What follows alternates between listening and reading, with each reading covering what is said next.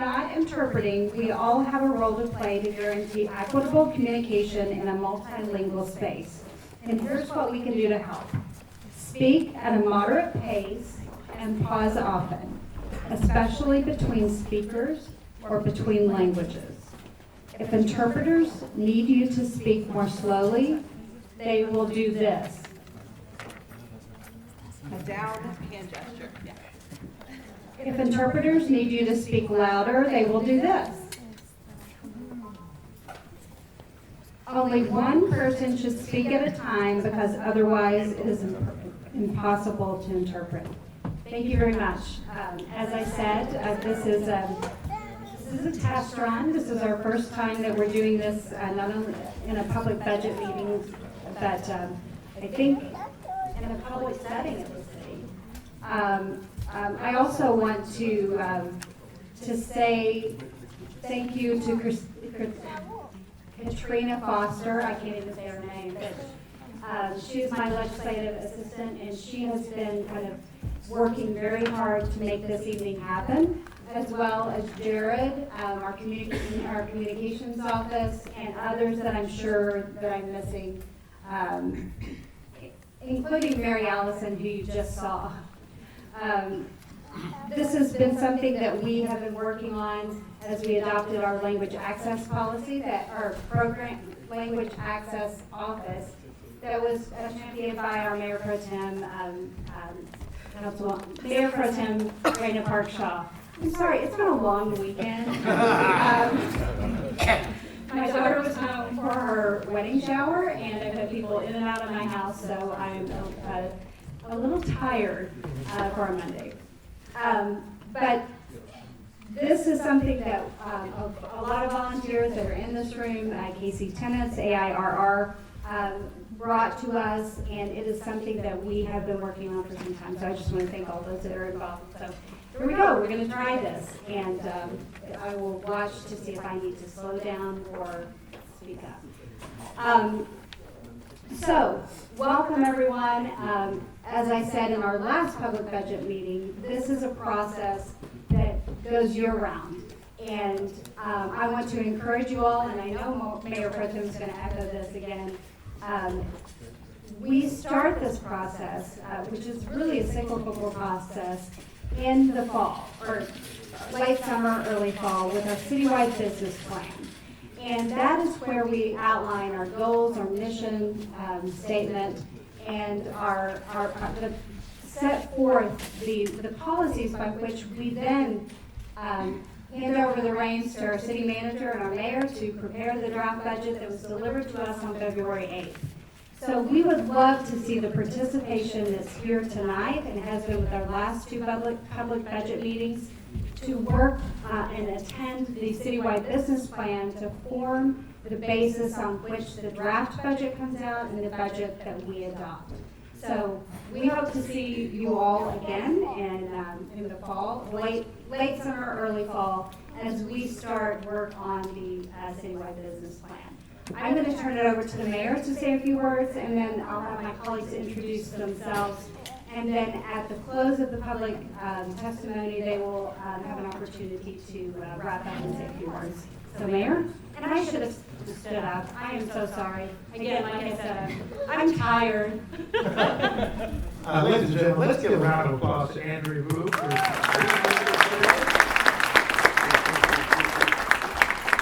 My name is Quentin Lucas. I am the mayor of Kansas City. This is the 9th city budget process I've had the fortune of being a part of in connection with these seats. We do have change each year from the budget on the day of introduction to the day of adoption. Much of that relates to the work and the information and the comments that you, the public, give to all of us.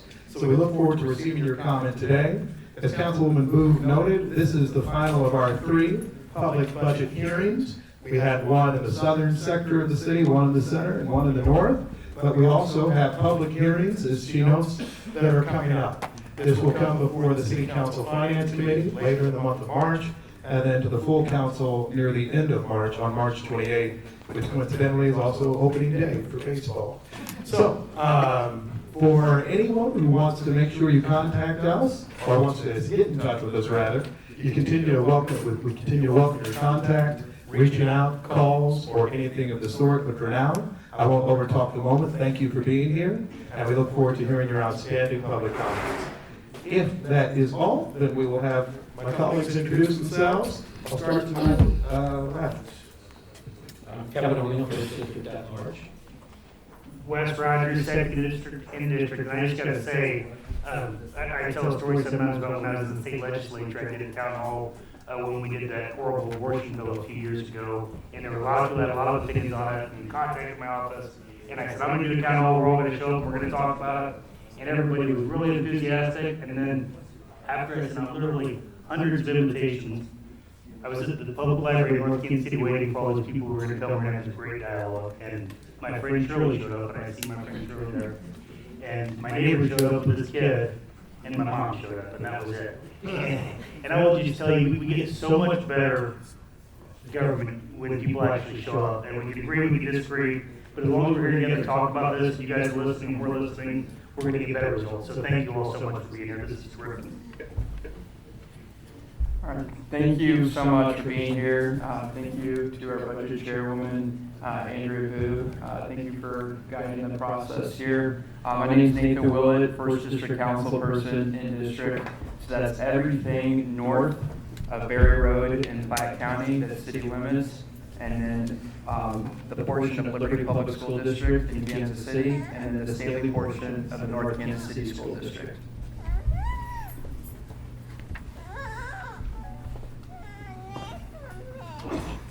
Good evening, everybody. I am Mayor Pro Tem Raina Parkshaw. I'm so excited to see you all here tonight. Thank you so much for making this a priority tonight. I will say that Councilman Curls and I actually have our 5th district meeting that actually was supposed to start at 6. We pushed it back an hour and asked our aides to start it. At some point, I know we will need to leave to go to our district, but we didn't want to cancel it because we promised our district something new this year, and that we are moving around the district, and we are in the southern part of our district, and we want to make sure that they know that you know they're important to us as well. So at some point, we will vacate the room depending on the amount of testimony we have tonight. But thank you so much for coming tonight. And I'm really excited about what we are doing to interpret so that we can make sure that all voices that want to be heard can be heard. Thank you.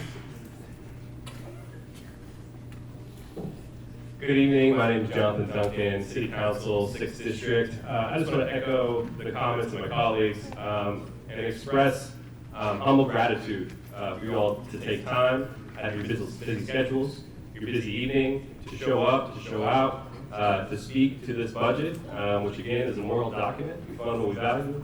Thank you for giving your comments this evening and throughout this budget process.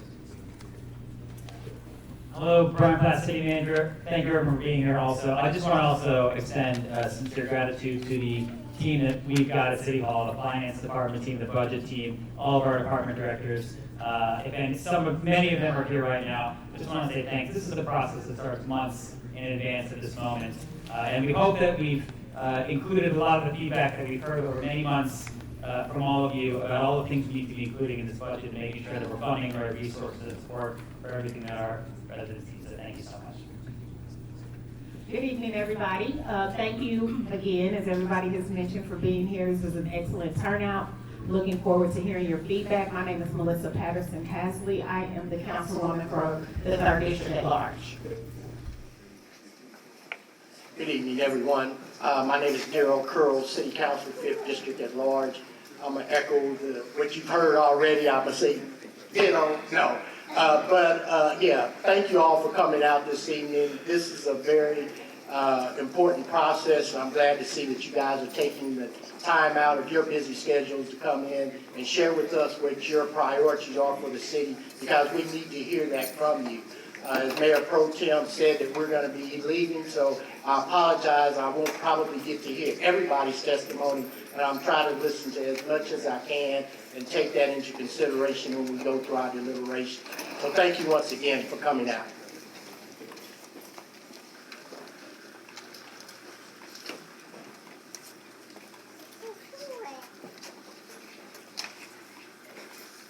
Hi, Chris Monroe, 4th District at Large.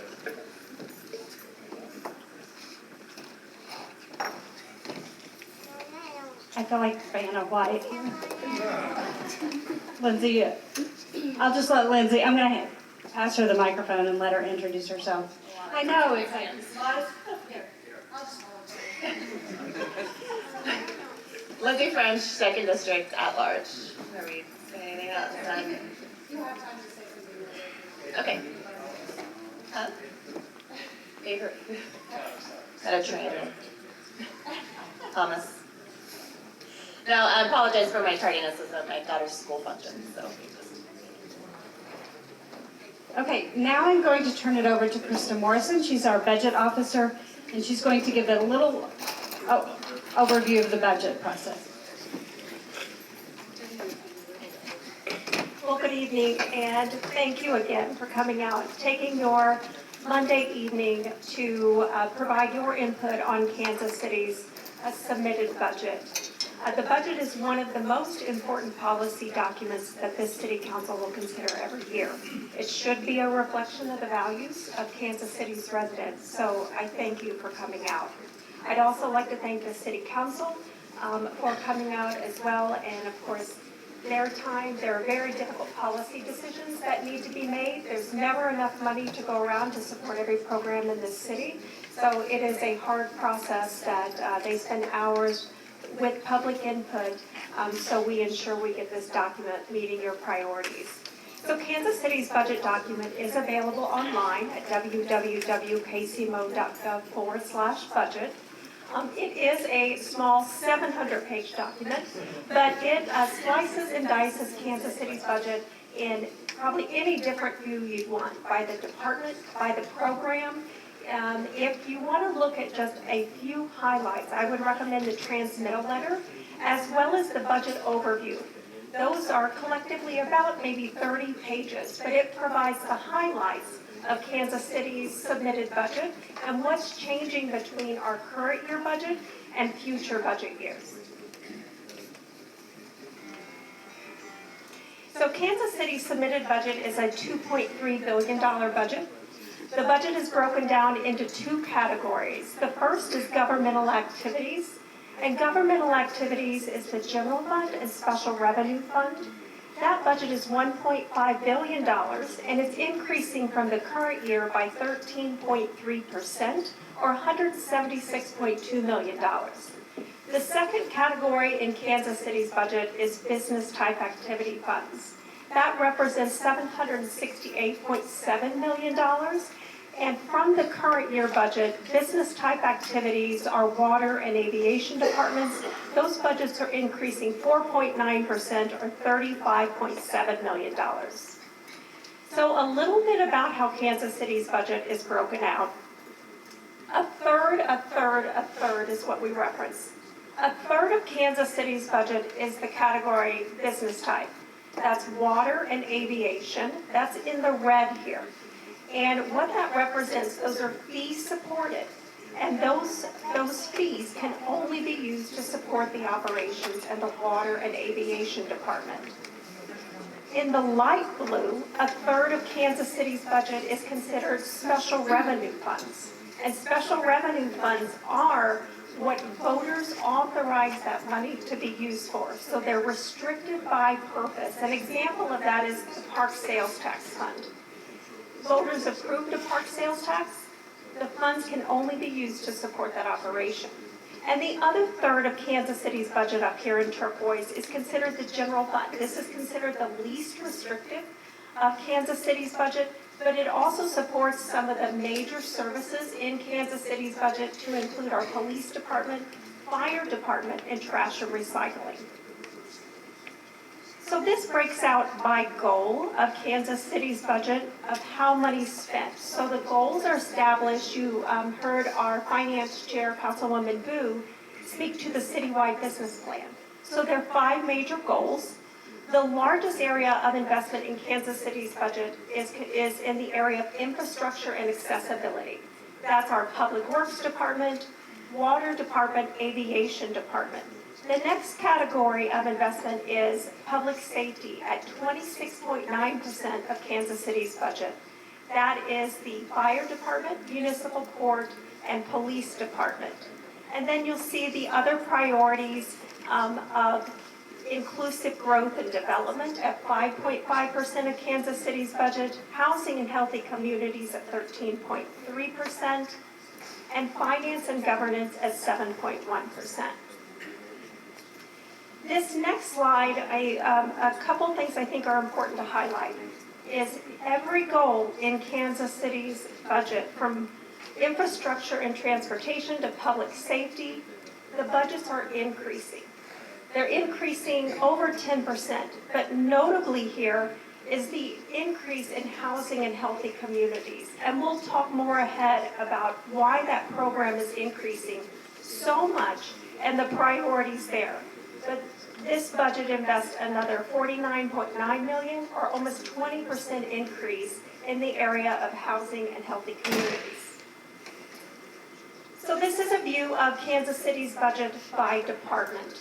This is governmental activities, so it is everything except our water and aviation department. And this breaks out by department. So you'll see here our largest department funded in Kansas City is the police department at $317 million, followed by the fire department at $275 million, and the public works department at $204.8 million. I won't go through each of these, but this is another view of how Kansas City's budget is spent. So anytime new programs are requested or expansions of services, a lot of times this governing body, the city council, they're considering the general fund as a source. It is the least restrictive of Kansas City's funds, but it is also supporting some of the largest programs in the city. So this slide dives specifically into the general fund for Kansas City. So the general fund and the revenues for the general fund in the submitted budget total $731.9 million. The largest funding source for the general fund is the earnings tax at 45%. So that earnings tax is supporting the majority, or 45% of the general fund. The closest category to that is utility taxes at 13%, local use tax for online sales at 12%, and property tax at 11%. So the general fund on the expenditure side in the submitted budget is $781.8 million. And where that money is spent is 73.3% of Kansas City's general fund supports public safety of Kansas City. Fire department, municipal court, and the police department. The next category supported by the general fund is finance and governance at 13.4% and housing and healthy communities at 12.4%. So this slide represents the fund balance of the general fund. The general fund is our primary fund for Kansas City. But if you recall these numbers, we have expenditures of $781 million and revenue at $731 million. So we are in a position in a city with a structural imbalance. This submitted budget has a $50 million structural imbalance. That assumes we will be drawing down from our fund balance for the city. Kansas City is sitting with a healthy fund balance right now. And that is part because of a very strong economy. And it is also part due to the stimulus money received by the federal government. But this is not sustainable over time. So right now, Kansas City, our fund balance policy is a 3-month reserve. That's that top red line. This budget assumes we're going to draw down close to $50 million. We are sitting with a fund balance that we can sustain a drawdown through fiscal year 2027, and we're going to be below our emergency reserve as an organization. So this is really important. The first year COVID happened, we had to draw down fund balance, and we almost drew down our entire fund balance. So these are important numbers and trend ahead that this city council will be working towards, because we have to address how we're going to reduce services, increase revenue opportunities, because this is not sustainable. But I will talk about what this budget does invest in. The next several slides, they really walk through highlights of changes from our current year budget. And we'll start with housing and healthy communities, since it is the largest area of additional funding going into Kansas City's budget as a percentage. This budget adds $1.5 million of funding for emergency shelter for the unhoused. This budget provides an additional $800,000 to fund the current demand for the Right to Counsel program for a total budget of $2.4 million. The Right to Counsel is a program started in 2022 for any individual or family facing eviction. Since that program started in 2022, almost 2,300 individuals and families have been supported by this program. This budget prioritizes $6 million annually for year 2 of 5, dedicated to violence intervention and prevention. This budget appropriates $12.5 million for year 2 of 4 for housing trust in the Housing Trust Fund from GEO Bond Authority for affordable housing initiatives at no additional cost to residents. So that's a $50 million investment committed over 4 years.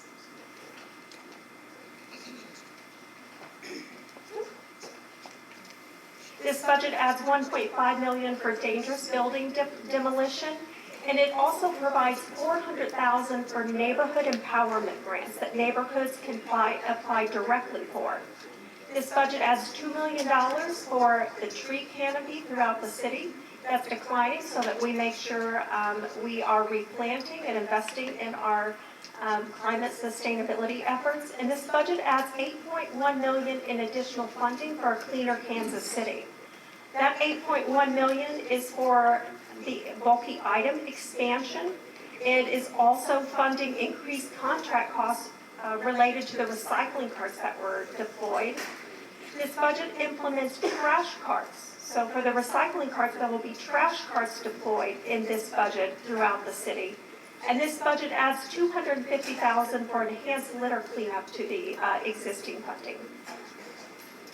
In the area of public safety, this budget provides wage increases for both police and fire so that we can ensure we're remaining competitive in the region, recruiting top public safety professionals. This budget creates a KCPD, the police department, a hiring incentive program for those positions that have been difficult to fill. And it also provides solutions to address emergency call wait times. In the area of infrastructure and accessibility, this budget funds $4 million for Vision Zero improvements. Vision Zero is a program designed to eliminate traffic fatalities and serious injuries on our streets by 2030. So they'll focus on high incident safety intersections across the city. This budget expands the street sweeping program, adding 2 street sweepers to the fleet, and it continues the enhanced snow removal that this city council and city manager put into place in 2022.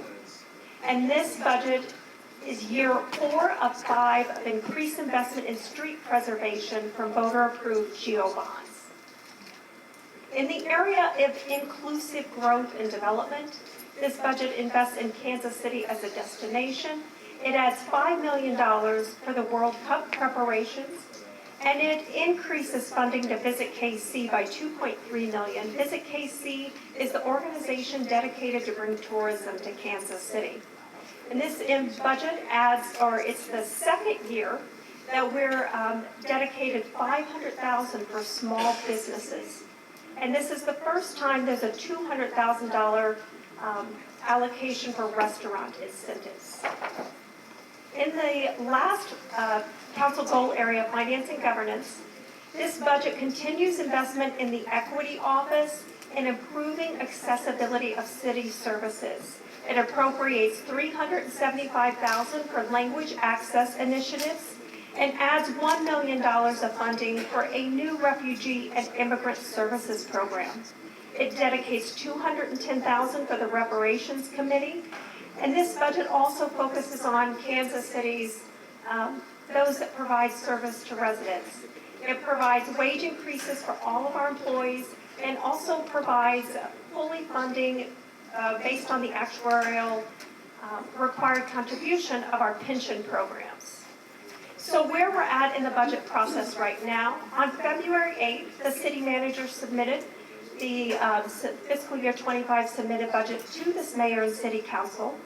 And we're going through a public process right now. There are 3 public meetings, and council will be debating and will pass this budget with or without amendment by March the 28th is the date the budget is scheduled to pass. This is our last of 3 public hearings. I'm so encouraged and excited by the turnout here, and thank you all for being here this evening. If you have any specific questions on Kansas City's budget, I'll be here over in the corner, or you can also email my office at omb@kcmo.org. So thank you very much for your time.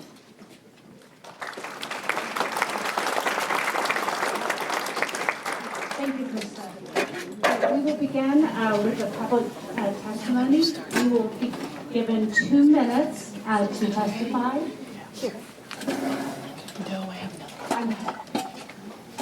Will there be a time? Okay. The time will be right behind me, so I'm just going to trust that somebody's going to keep the time because I can't see it. So I'm going to call 3 names at a time. Please line up in the aisle here so that we can move this fairly quickly. We have a number of people who wish to testify tonight so that we can do this as efficiently as possible. So I will start with the first 3 names. Dave Sullivan, Adam Newald, and Tomas Hernandez. So if you will please line up, Dave Sullivan, Adam Newald, and Tomas Hernandez.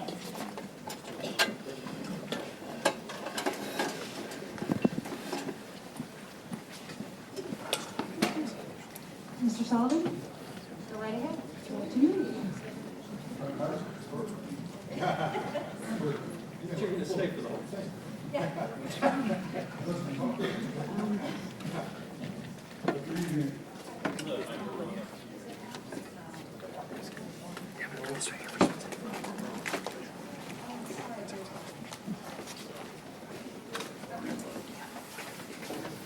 Good evening. Thank you for the opportunity to speak to the mayor, Mayor Pro Tem, and council members and staff. My name is Dave Sullivan. I'm with Architect. I'm here tonight to talk about something we all know too sadly about. Violence is a major Kansas City public health issue, especially with our youth. The parade, even North Kansas City, no BCD. What I wanted to talk about was our Teens in Transition program we've been having, operating for 10 years, and frankly, looking for funding. It's an 8-week youth development and violence prevention initiative in conjunction with the Kansas City Police Department. Youth Graves offers for officers to work with our young people, our troubled youth, to develop some life skills, career exploration, as well as trying to find mentorships for these young folks.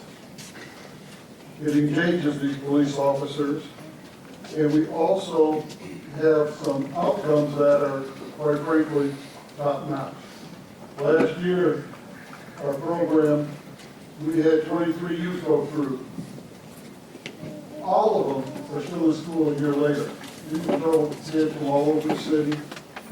We also had 0 go through further involvement with the police. We're always looking for answers. We've all been talking about things to do, and I'm here tonight to tell you that we have something that is a proven commodity that works, and it affects all of us, and especially our kids. And I just want it to be given its due consideration for funding. In our 2 sites we propose in Central City and also in north of the river here. Thank you. Thank you. Adam Newald.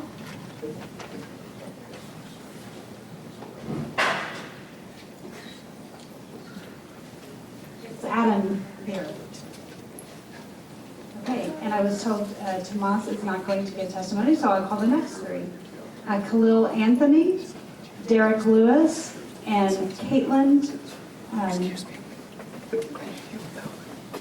Coderman.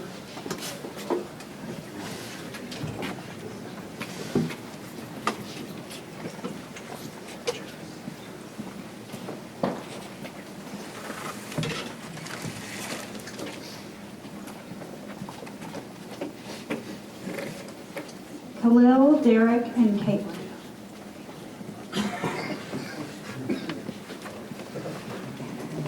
Khalil, come on.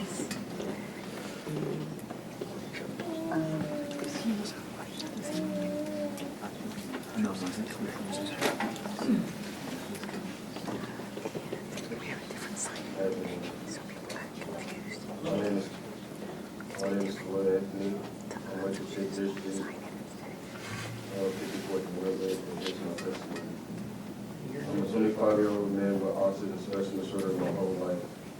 I'm also a survivor of mental abuse, and I've also been homeless at many points throughout my career. Recently, I was involved in an incident with my little brother that led to 5 days in jail, my mental health declined. I found it hard to get mental health I needed, and the lack of support that led to crisis. At this moment, I need someone who can help me with services and support and safety. I didn't get these things in jail. I feel like instead of detention center, as a community, we need to come together to create a mental health resources for people who have mental illness, substance abuse, and etc. That way, if someone has a situation, KCBD isn't the option. My most recent experience with KCBD in jail made it clear to me that we need new options in our community, options that eventually build safer lives by any means necessary. Thank you. Thank you, Khalil.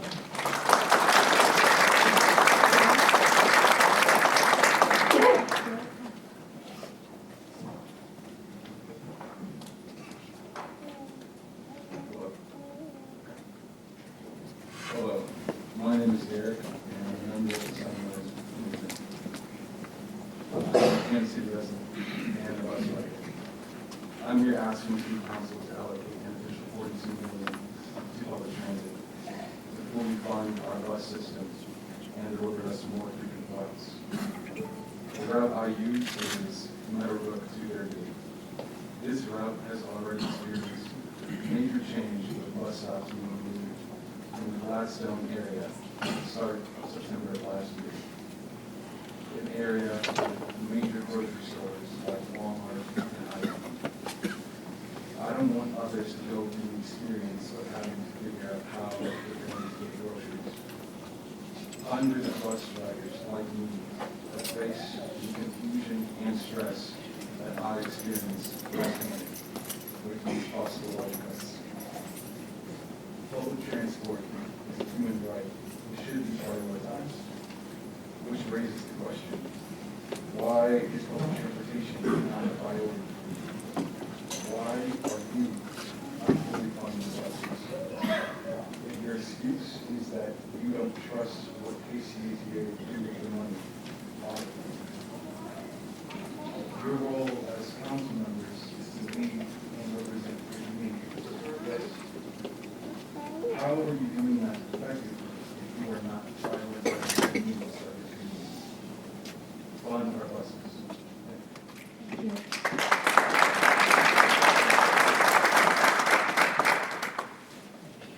Hello, thank you for the opportunity to speak tonight.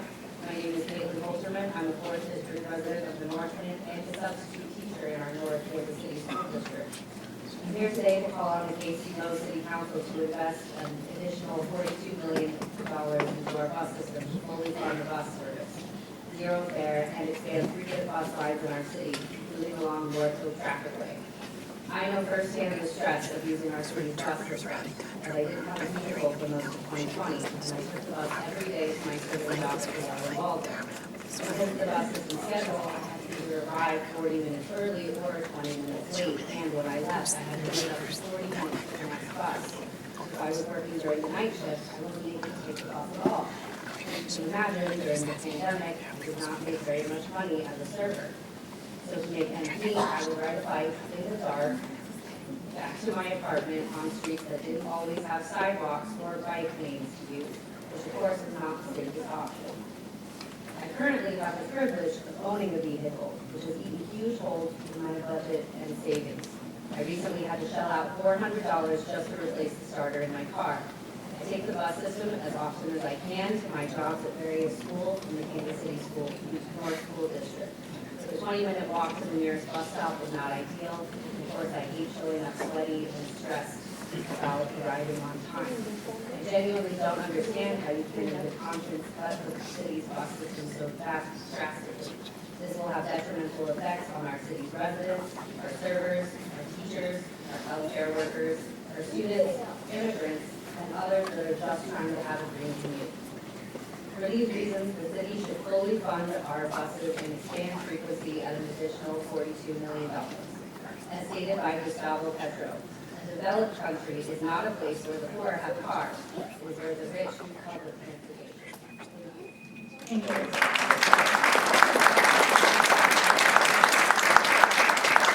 Ruby Perez Vasquez, Avery Jones, and Kevin Morgan.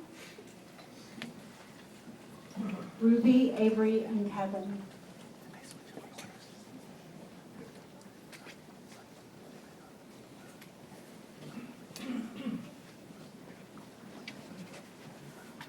Sorry, I should have had it pulled up. Hello, my name is Ruby Perez Vasquez. I live in District 3, and I'm the community organizer for AIR, which stands for Advocates for Immigrant Rights and Reconciliation. Today, I'm here as an immigrant and the daughter of an immigrant. I got to KCMO at the age of 7 and was fortunate enough to learn the language very quickly. However, my family was not. It has been my duty in my family to translate all documents since the age of 8, including documents that an 8-year-old had no business reading or trying to explain to somebody older than her. I have been a part of the team that got KCMO, City Council to pass an ordinance establishing and funding a municipal office of language access on February 2022. This ordinance directed the city manager to allocate $900,000 in funding for the office this year. In one of the audits that KC Tenants and AIR did of current city services, only 1 in 5 attempts to seek city services in Spanish were successful, and only 1 in 15 attempts to seek services in Portuguese was successful. We know that the vast majority of city offices are not using the current language line contract. During my time in this group, I have had the opportunity to interpret for some of my teammates. This experience, along with the experiences when I was younger, have come to show me how truly hard it is to interpret for someone, and how just being bilingual or having Google Translate will never be enough. I'm sure my life would have been different had my family been able to access services from the city well and in our language when I was younger. Once this program is up and running, people like my mom will be able to access health department services, report the pothole that gets them every day on their way to work, testify, and therefore be more involved in policy that will impact their lives, and maybe even read up on exciting updates from the city. I hope you understand that $900,000 is not enough, but it is what will help this program get started and what the community is asking for. Thank you.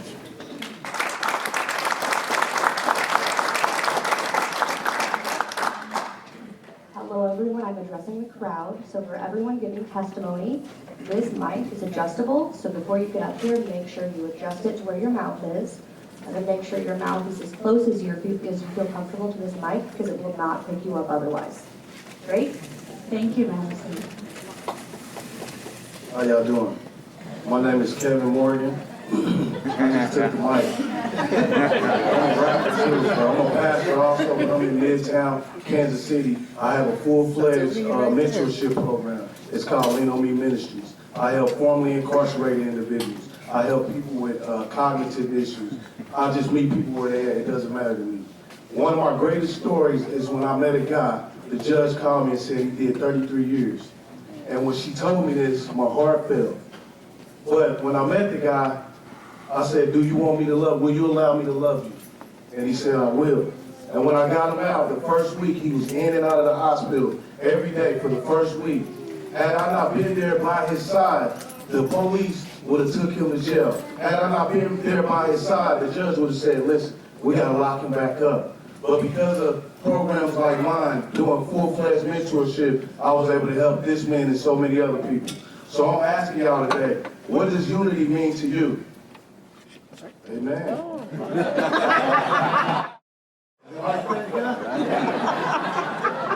Unity says, for me, it says understanding the necessary issues together. We all in this together, y'all. We need each other. And people out here that's hurting and going through stuff, they need us. Amen? Thank you.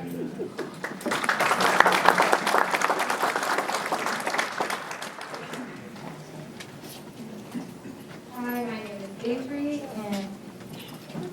name is Avery, and I'm here to encourage the city to allocate funds for the pre-arrest diversion program as an alternative to incarceration. One that truly focuses on providing those in need with mental health resources and basic resources like housing, food access, and a chance to provide healing and actual change rather than disappearing people as we've always done. For the past year, Decarcerate KC has been working intentionally to hear and understand what the community wants in terms of this public safety. We have surveyed, we have canvassed the community, and we have held community engagement sessions and taken a place on the Alternatives to Incarceration Commission. We have consulted national experts and regional stakeholders, forging a relationship with the health department, who we have met with and in depth, and who are supporting this program fully. This plan for the REACH diversion program is coming from the fruits and findings of all of that work. Not just from our words as individuals, but the words and work and wishes of so many people. That shows that REACH is what the community wants and what the community needs. Thus, it's what the community deserves to be enacted with this money. If we can't make that happen, what can we make happen? What do we do this for? And if we can't make it happen outside of the confines of an unsuccessful jail system, that increases people's chances of reentry and increases people's chances of poor mental health, then what are we doing this for? The community and experts are saying we need an alternative to jail, not a mental health themed addition to a jail. So I urge you to support our program. And Thank you. Derek Buford, Lasagna Draper, and Justin Bowenbell.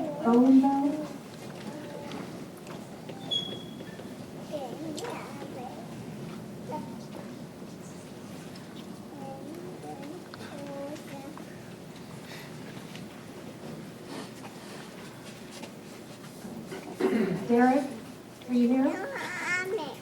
I'm here. Can you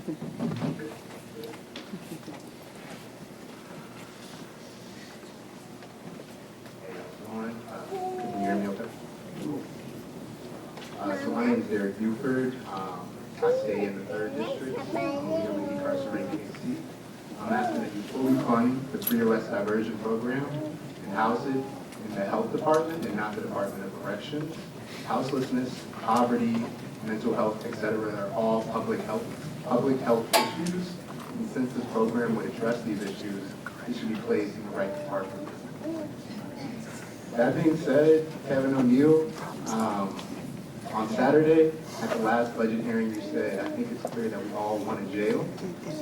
I can't speak for everyone, but personally, I don't want to see one.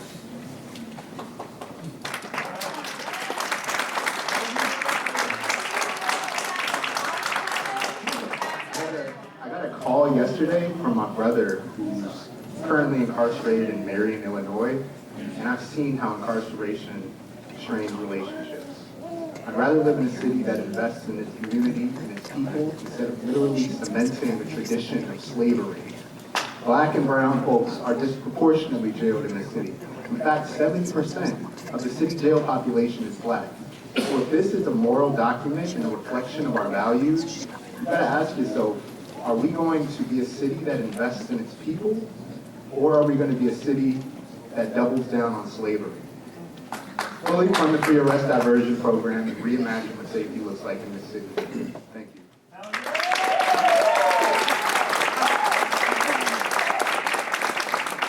If you could silently snap just to keep the testimony rolling, I would appreciate it. Just and don't interrupt the people who are speaking. Thank you. Hello, my name is Sonia. I am a resident of Kansas City, 3rd District.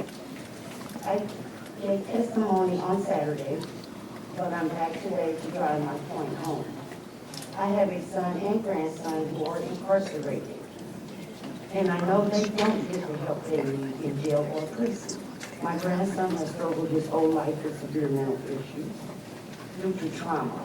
In prison, he has even had to live in the same spot as the man who killed his mother.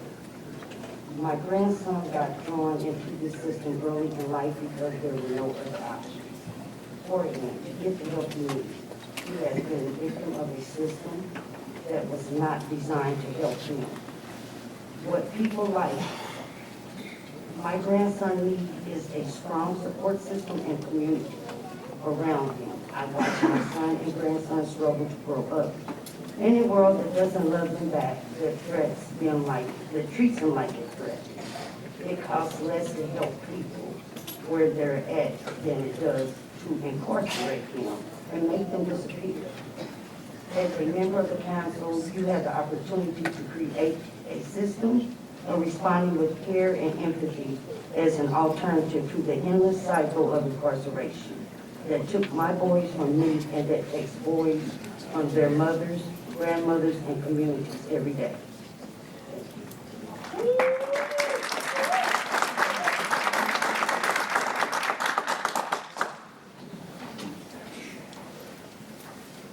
Thank you for having me. My name is Justin Leombele. I live in the 1st District. I'm very involved in a community where my mom is a pastor, and most of the congregation there are immigrants who speak Swahili, different languages like Ibembe. I'm like deeply involved in translation. I translate most of the sermons in English to Swahili or Swahili to English. The reason why I'm here is because I've noticed that many of my people have been suffering from the inability to have information.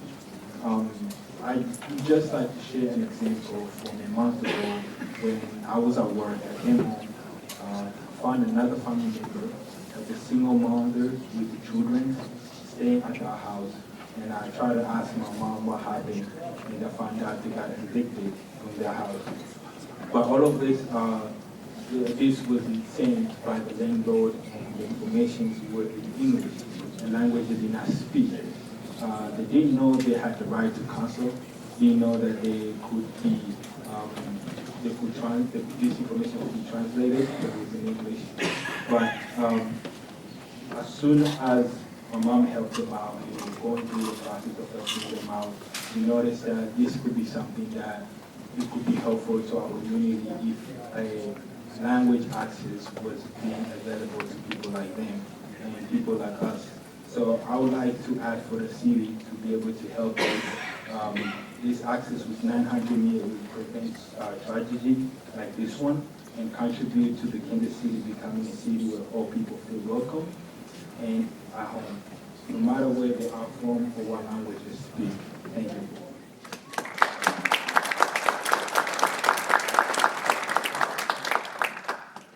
Lamar Vickers, Donna, is it Ivanko, and Marie Jensen.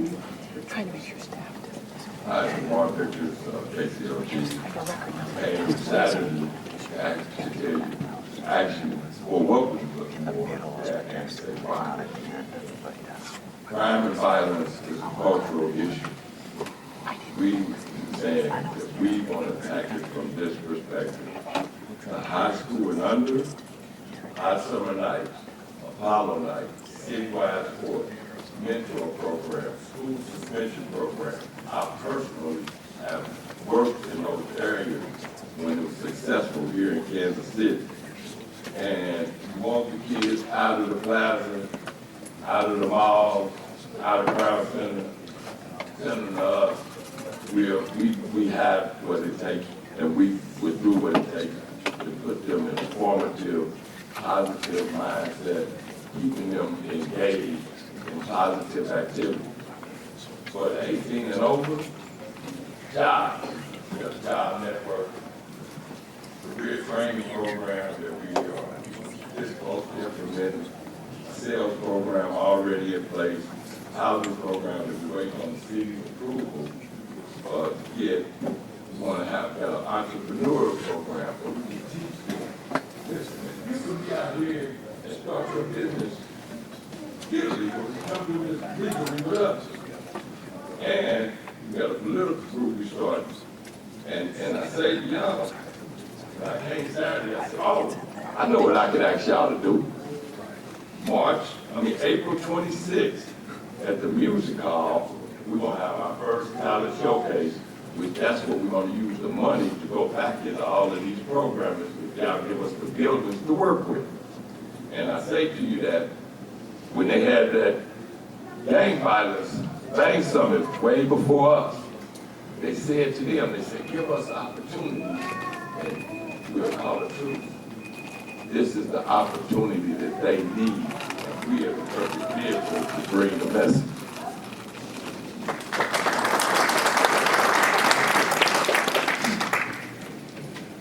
My name is Donna Ivankoe.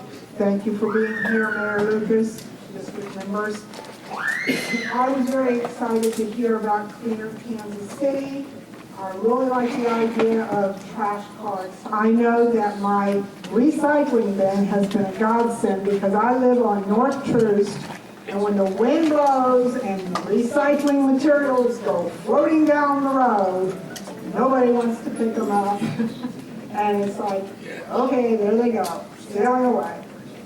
So the trash bins are going to be a great improvement, not only to keep the trash in a container so the raccoons and the coyotes won't get to them, but neither will the dogs that run around because people can't seem to keep them in their yards.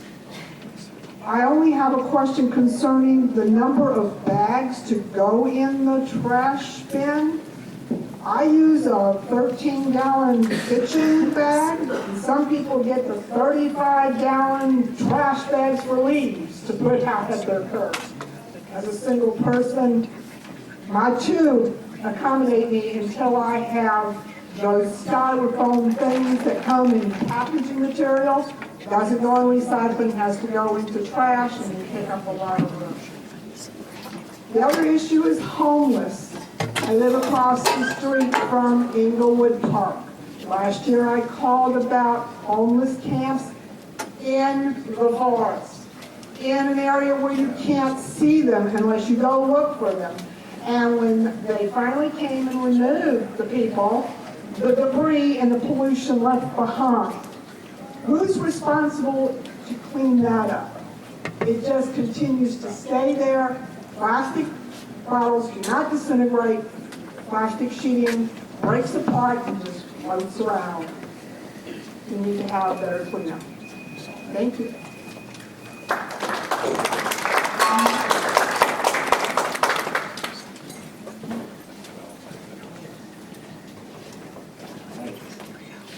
gonna try to get through this in 2 minutes, y'all. So trans people are under attack, and both Missouri and Kansas state leaders have declared war on our rights, bodies, and lives. So I'm part of a collective of trans leaders that have been meeting. We're requesting roughly $700,000 from the city for our needs. Here in Kansas City, Missouri, one of the epicenters of violence facing trans communities, in particular trans women of color, with just 2 murders of our sister this past year. We know that we can't rely on KCPD and our public violence prevention programs currently, since this past year KCPD officers were not only charged, but convicted, which is so rare, of beating one of our black trans sisters who was then later murdered. As some of you know, I've been a key voice with many of you all in direct conversations and coaching to city leadership on how to convey the bleak resources that exist for trans people. At best, the resources are minimal and fragmented. Often they are leaving us behind on our basic needs. And at worst, these publicly funded organizations that you all have in staff positions and life-saving services are actually discriminatory and harming us. So many hospitals, clinics, and social service agencies that receive city funding do nothing to speak about the bans on gender-affirming care and violence faced in our communities, while trans people and their families are left on their own to figure it out. This past spring, I testified with Dr. Grin, the Chief Medical Officer, to support the Safe Haven resolution that you all passed. and we still have no funding and resources that is sustainable and allocated towards us. For instance, when KCMO Department of Public Health senior leadership tried to reach out to KC Care Clinic, one of the main 3 public health clinics here in Kansas City, to talk about what was going on with trans leaders, they refused to meet with us. They closed the doors. The reality is that there's no financial investment into sustainable resources programming to our trans community. We say how we are a blue dot in the red state. We need to put this into action to invest in this community.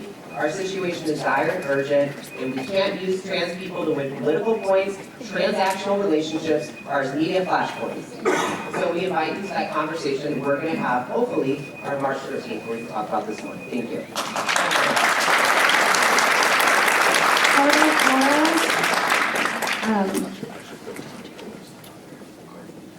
Is it Tadeo Warner Davis? Oh, sorry. And Edward Nzambi Mano. The first one was Ricardo Flores. All right. Hello, everyone. It's good to see you all. So my name is Ricardo Flores. I'm a proud immigrant. I'm a resident of the historic Northeast. I'm the Likens Neighborhood Association's bilingual programming director. As a certified interpreter and a translator, I have provided language access for my community at city council meetings, HIVE meetings, more city events that I can count, including tonight. I do this because I want my neighbors to have a say in what's going on in our city, but this shouldn't fall on the shoulders of residents like me, because I would also like to have my own voice heard. Kansas City residents desperately need and deserve a comprehensive, fully funded language access program so that everyone has access to city democracy and city services as well. The establishment of this Office of Language Access is a huge step in the right direction, but it is imperative that it is equipped the right way and that the final budget includes the full $900,000 from the ordinance that passed 2 weeks ago. This new office will need technology improvements via software for translation and hardware for interpretation, as well as steady, simultaneous interpreters and experienced, qualified staff to coordinate and train employees across the city. Some of these expenses will be upfront to get the program started, and some will be ongoing as the city continues to commit to and improve language access for all. $900,000 is the bare minimum, so thank you for recognizing that. Furthermore, providing language access in foreign languages at public meetings will make these meetings even more accessible for English speakers too. Best practices related to foreign language access would be to guarantee all materials are in plain language to begin with, rather than just, full of policy lingo and legalese before they're even translated or interpreted. This added layer of accessibility is a win for every Kansas City resident. So I ask you to please give the proper funding for the Office of Language Access because our communities deserve it. Thank you.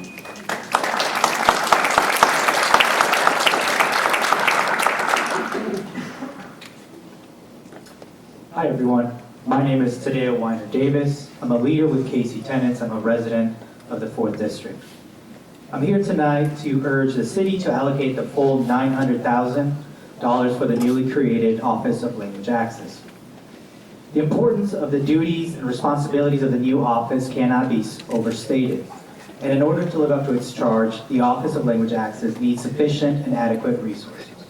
We're talking about the difference between, on the one hand, ensuring that non-English speaking residents are fully participating members of the community, or on the other, allowing over 50,000 people and their loved ones to exist in a liminal political space where they do not have the same privileges and standing as the rest of us, a de facto second class of Kansas City citizen. I once inhabited that precarious state as a child growing up in an immigrant household. The social isolation that comes from navigating severed ties from the community is difficult enough. But what makes it worse is that what is constantly reinforced as you follow your mother to the doctor's office, or to City Hall, or to your local park, is that you do not belong here, that this space is not quite for you. Properly equipping the Office of Language Access with resources and expertise with the full $900,000 will go a long way to changing that message and reinvigorating the democratic promise of this city. Thank you.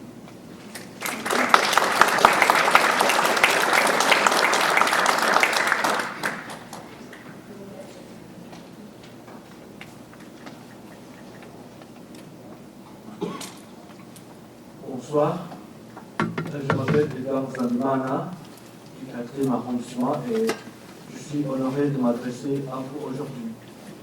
En tant que résident de Kansas City et natif de un pays de l'Est africain, je comprends les défis de la navigation d'une nouvelle langue et culture.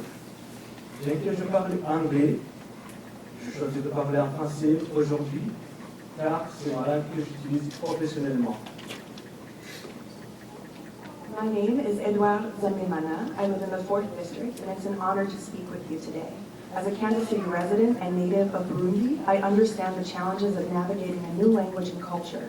Although I speak English, I've chosen to speak French today because it's the language I use professionally.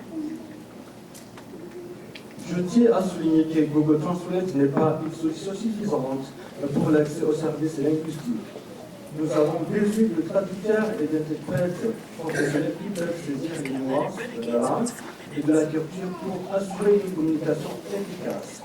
Ceci n'est pas seulement une question de professionnalisme, mais également de connexion humaine et de compassion. I want to stress that Google Translate is not a sufficient solution for language access services. We need professional translators and interpreters who can grasp the nuances of language and culture in order to ensure effective communication. This isn't just about professionalism, but also human connection and compassion. En Afrique, par exemple, nous valorisons la communauté et les expériences partagées, tandis qu'aux États-Unis, l'individualisme et la vie privée sont très appréciés. Par conséquent, faire uniquement confiance à Google Translate peut entraîner des malentendus et exacerber les soucis plutôt que de fournir le soutien et la compassion nécessaires. In Africa, for example, we value community and shared experiences, while in the United States, individualism and privacy are highly valued. For this reason, relying on Google Translate can lead to misunderstandings that exacerbate someone's worries rather than provide them with the necessary support and compassion. Par conséquent, je vous demande d'allouer au moins $900 pour financer les services d'accès linguistique cette année. Cet investissement permettra à l'avenir de fournir des services de traduction et d'interprétation professionnelle, assurant que tous les résidents puissent accéder aux services dont ils ont besoin et se sentir entendus et compris. Merci de votre attention. J'espère que vous prendrez en compte ma demande. Je vous remercie. Therefore, I ask you to allocate at least $900,000 for language access services this year. This investment will allow the city to provide professional translation and interpretation services, ensuring that all residents can access the services they need and feel heard and understood. Thank you for your attention, and I hope you will consider my request. Thank you very much.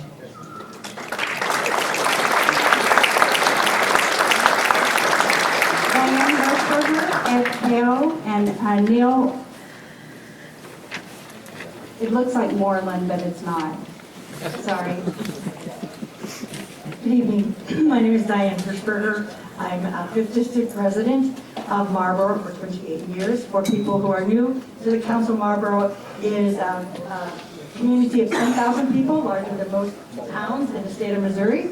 And our boundaries go from 71st Street to 89th through to east of 71 Highway. I want to speak about two things tonight. One is minor home repair. I want to leave you with three words, more. Money. Minor home repair is a way for our community and many others on the east side to stave off the pace at which predatory buying and flipping happens. We know their support in the city, and we appreciate that, but we move very slowly because we are a democracy, and that's the way it should be. But we know that minor home repair can help people stay in their homes for as long as it takes for us to catch up with appropriate housing. And as I want you to know, regardless of what you read on Zillow, Marlboro is not Waldo East. Because the first book I read about gentrification was somebody else renamed Jamaica. The second thing I want to speak about very quickly is the need for the Marlboro community to have a larger can center space. We have 500 square feet. We do not have a base church social services, just really anything. And so what we do out of the can center, out of our catalyst center, is really trying to have the access to people for the village that we're trying to rebuild. And we are following the KC 360 model. Ours is called Marlboro United because we don't want to have to pay a fee to Omaha to pay Marlboro 360. So the request is for additional funds for our can center. Thank you very much.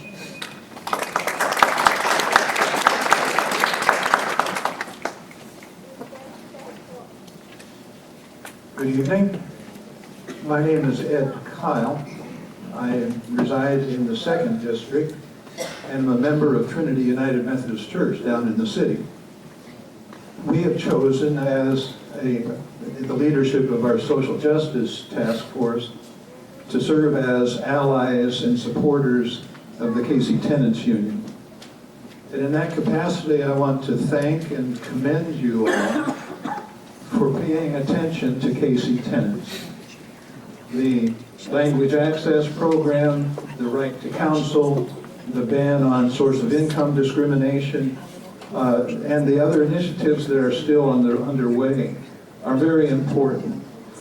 I speak of this as a member of a faith community because what's important to us is a value called subsidiarity. That comes out of Catholic social teaching. We Protestants follow it too. And according to that principle, the people most affected by a situation are the ones who should have the greatest voice in it. And that's the role that I see KC Tenants and some of the other organizations who are our sisters and brothers with them. They are worth listening to because it's the folks on the ground, the people most affected by the situation, who often, well, because they don't have a stake in how things are, they can imagine how things could be. And that, to me, is the important part of this work. And also, particularly the language access program, I want to stand with my immigrant neighbors because I'm a grandson of an immigrant. And anybody in this room who doesn't think they owe a bunch to immigrants should ask themselves, where did my people come from? The strength of America is the variety of people who managed to get here and make it go. Thank you for listening.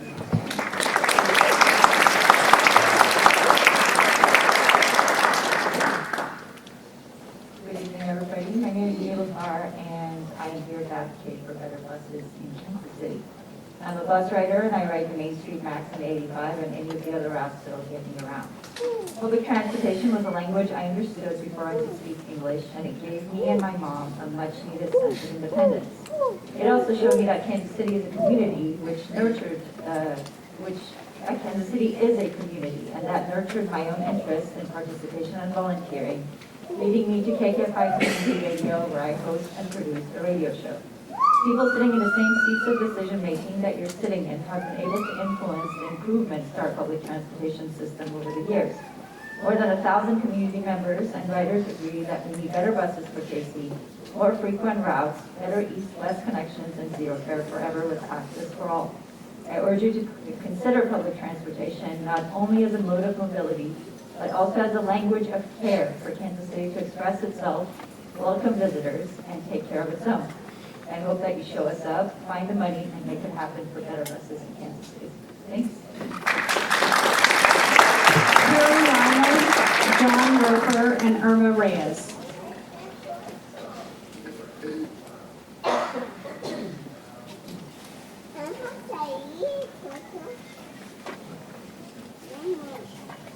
Hello, Terry Reiner, 2nd District. I'm here tonight to talk a little bit about the new activity I've gotten involved with, the Nasty KC Shepherd Center. By 2030, 20% of the population will be over 65, and those services continue to grow. What we provide is an opportunity for seniors to stay in their homes by empowering them, providing Meals on Wheels is a huge one. We're just asking for support 65% of our clientele are people of color, 70% are female, and the grant that we requested from CDBG will be able to help us provide more meals to those who kind of fall in the gap of a little too much income to qualify for every program, but still are not able to meet and provide nutrition for themselves on a daily basis. So we just hope for your support and hope that you can support the Kansas City.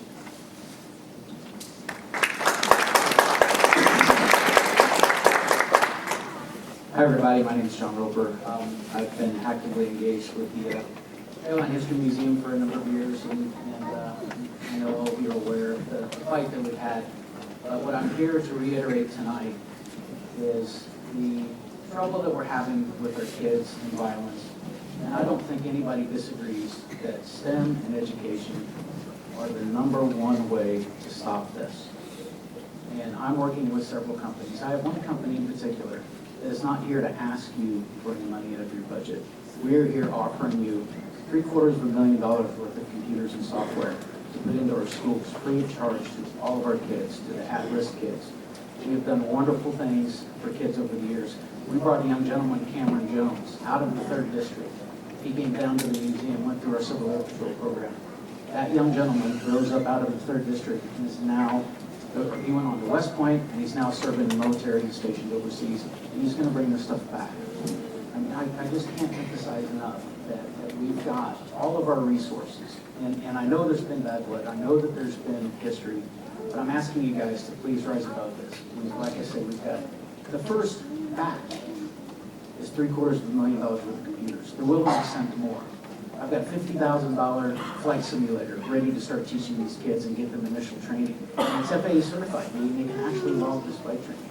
I've got access to $400,000 worth of airplanes to give these kids flight training. I've got access to another $150,000 worth of airframes to start maintenance programs so that we're hitting vocational tracks, educational tracks. The reality is that there are 1 million aerospace jobs needed in the next 10 years, and 50% of the pilots are going to retire in the next 15 years. Those are all high-paying, high 5-figure, 6-figure jobs that we could be giving to our kids here in Kansas City. I'm asking you, do we want to be at the top in education and at the bottom of violence? If so, help me put these programs in place. These are valuable.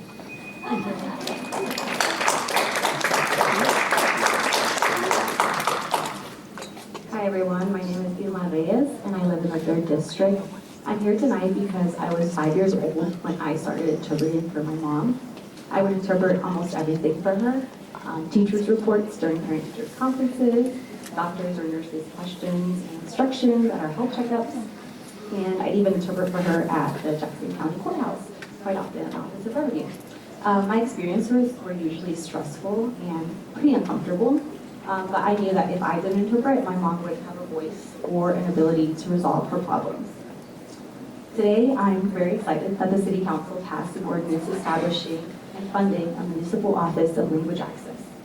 I believe that interpretation should be provided by qualified professionals who are knowledgeable of the cultures that they'll work with, because all Kansas City residents deserve the right to engage directly with all city services and the democratic process like we're doing tonight.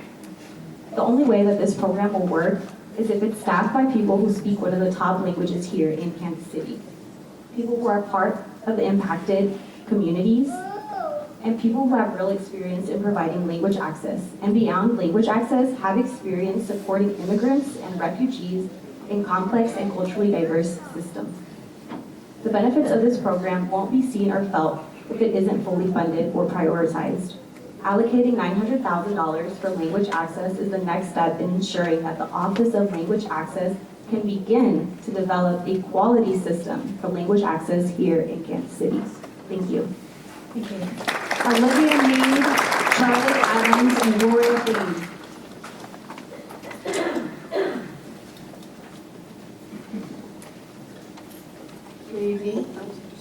Good evening, and thank you for the opportunity to speak tonight. My name is Olivia Mead, and I am the Vice President of the Northland Neighborhoods Inc. and a resident of the 4th District. I'm here on behalf of our neighborhood tonight to ask for continued and increased funding to help our neighborhood come into the 20th century through infrastructure and accessibility. You probably noticed I said 20th and not 21st century because as it stands, Shawmere neighborhood currently, oh my gosh, has no infrastructure in place aside from roads. Our neighborhood is over 100 years old and because of that was not initially built with the infrastructure of the day. Once annexed in 1950, it was promised that our section of Kansas City would receive necessary improvements such as sidewalk installation, road repaving, traffic calming, and more. Since then, we have not seen any of those promises come to fruition. Because of the age of our neighborhood, once the decay starts to set in, it becomes a steep slide. We are currently faced with the complete inability to access our neighbors by any way other than cars. Children are forced to walk in the roads to and from bus stops, as well as waiting at dangerous intersections for buses to transport them to school. Thanks to Councilman Rea and Councilman Bunch and their commitment to our neighborhood, we are about to begin construction of 3 permanent bus pads for children's bus stops, as well as the installation of about 40% of our first sidewalk on Russell Road. The effect this will have on our neighborhood should not be underestimated, as it is the main vein of life that connects all of our streets, and as it currently sits, has 118 potholes and patches on its 3/4 of a mile length, and no gutters or guardrails to keep those driving or walking on it safe. What we would like to see in the year of 2025 is the remaining $1.95 million needed to finish out the Russell Road sidewalk, which would help our neighbors connect to not only each other, but to necessary establishments such as the Kansas City North Community Center and the Clay County Clothes Closet. The installation of 3 stoplights, 2 on Antioch and on Russell, and at Harbin Road in Shawmere, would not only help traffic calming, but safe walking and access to the aforementioned community center and clothes closet. With these improvements, we can help our historic neighborhoods continue on in the 21st century and hopefully beyond. Thank you.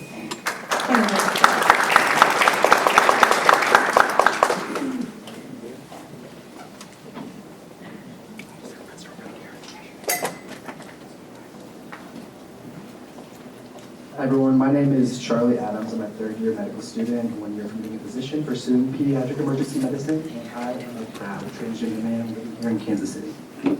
A study of 90,000 trans Americans found 1 in 4 avoided needed health care in the last year for fear of discrimination. You won't hear me. I've worked in hospitals all over KC and seen this for myself, but the stats also speak for themselves. When I worked in a youth psychiatry emergency hospital, trans youth often left significantly worse off than when they arrived due to discrimination. I am proud that my city is funding nonprofits and clinics that serve my community, but that serve queer people, but many such organizations are not adequately serving us trans people. It's a well-known fact among the trans community that the funded queer clinic in town is not trans competent or inclusive, which is a major problem. Where in any other community, I don't believe that they would still be funded. Their actions are discriminatory, they're not doing their job, and they're not open to learning to improve. So, KC trans leaders have created a detailed budget to address these needs, which will take $700,000, less than 1/3 of 1% of the budget. If you can't add money to the budget, we ask that you move funding from organizations that are excluding us to services by trans people for trans people. Missouri has the worst anti-trans bills in the country, and I know you aren't responsible for these laws, but you are leading our city. To be a safe haven city, we have to take action to make that a reality. What will you do to make it better for us?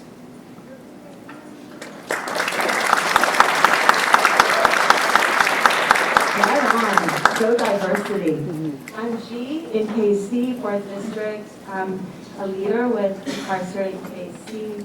Let me tell you, as a licensed, registered nurse in the state of Missouri and a street medic in 2020, I can say with absolute certainty and expertise that a pre-arrest diversion program must only exist in the health department. Reaching out with compassion and resources when folks are at their most vulnerable is humanizing, reassuring, affirming. I have seen firsthand the dehumanizing brutality of first responders who rolled up, weapons drawn, shouting. Terrifying. Extra terrifying if you are already in a mental health crisis. I have to bring up Troy Robertson. Some of you know Troy. I met Troy. Google Troy Robertson, Kansas City. He was a well-known nonviolent activist at the heart of the community at 35th and Prospect, bringing all kinds of creativity, black joy, and definitely care for the community with Team Hunk, helping others notice kings and then adding a Q to help others notice queens. Troy was full of vitality, feeding the hungry on the daily around 35th and Prospect, while he himself was mostly unhoused, and he became an easy target and experienced the racialized terror and brutality by you-know-who. And in 2019, he had a pending lawsuit against 2 of the many racist groups in the KCPD. Who knows Troy? Anyone? Come on, y'all. Mayor, I know you know. You've had conversations with him. It's well documented in public. In 2021, he tried to raise funds for an attorney for charges against him, but it didn't happen, and he was disappeared. Cages disappear community. Stop othering people who aren't like you or you don't understand and don't even want to try. How can you not be intrigued by the amazing diversity and testimony of folks here tonight and at City Hall on Saturday? Reach for care by placing the emergency response to mental health escalations, houselessness, and poverty, the people who are culturally competent and who actually care in the health department. Jazz, Hayes, Anthony Cunningham, and Susie and Kona. Hello. My name is Jazz Hayes, and like my neighbor Olivia, I'm a member of the board of the Shawmere Neighborhood Association. Shawmere is in the 4th district, but it's just down the road from here. We're in Northland. My neighborhood is an old neighborhood with many homes predating Kansas City being there. 43% of the homes in Shawmere were built prior to the city annexing it. As a result, my neighborhood has virtually no infrastructure outside of roads, most notably sidewalks. Because the developers didn't have to follow the city standards, and the city has never invested in my neighborhood enough to solve the problems. It's not the fault of anyone in particular, but the result is a lower quality of life for me and my neighbors. I see a mother push a stroller in a ditch. My next door neighbor, Dawn, has dogs, but she doesn't walk them in the neighborhood because sidewalks, so she takes them in the car, drives them to a park, and walks them there. I want to feel safe in my neighborhood walking to the community center in our neighborhood, or walking to the shopping center next to our neighborhood, or walking to the great parks in our neighborhood. But I don't feel safe doing those things without sidewalks. And although Shawmere is among the neighborhoods most impacted by this problem, it's not just a Shawmere thing. And there are a handful of neighborhoods throughout the city who lack the basic infrastructure, and we need to fix that. I'd like to thank my council members Bunch and Rhea for securing $1 million in PIAC funding to start fixing this issue in Shawmere, but quite frankly, PIAC just isn't nearly enough to fix the problem. We pay taxes like anyone else to maintain infrastructure, but we don't see that money come back to us because, quite frankly, there's no infrastructure to maintain. I'm here to ask on behalf of the Shawmere Neighborhoods Association that the council find dedicated funding for new sidewalk construction. Thank you.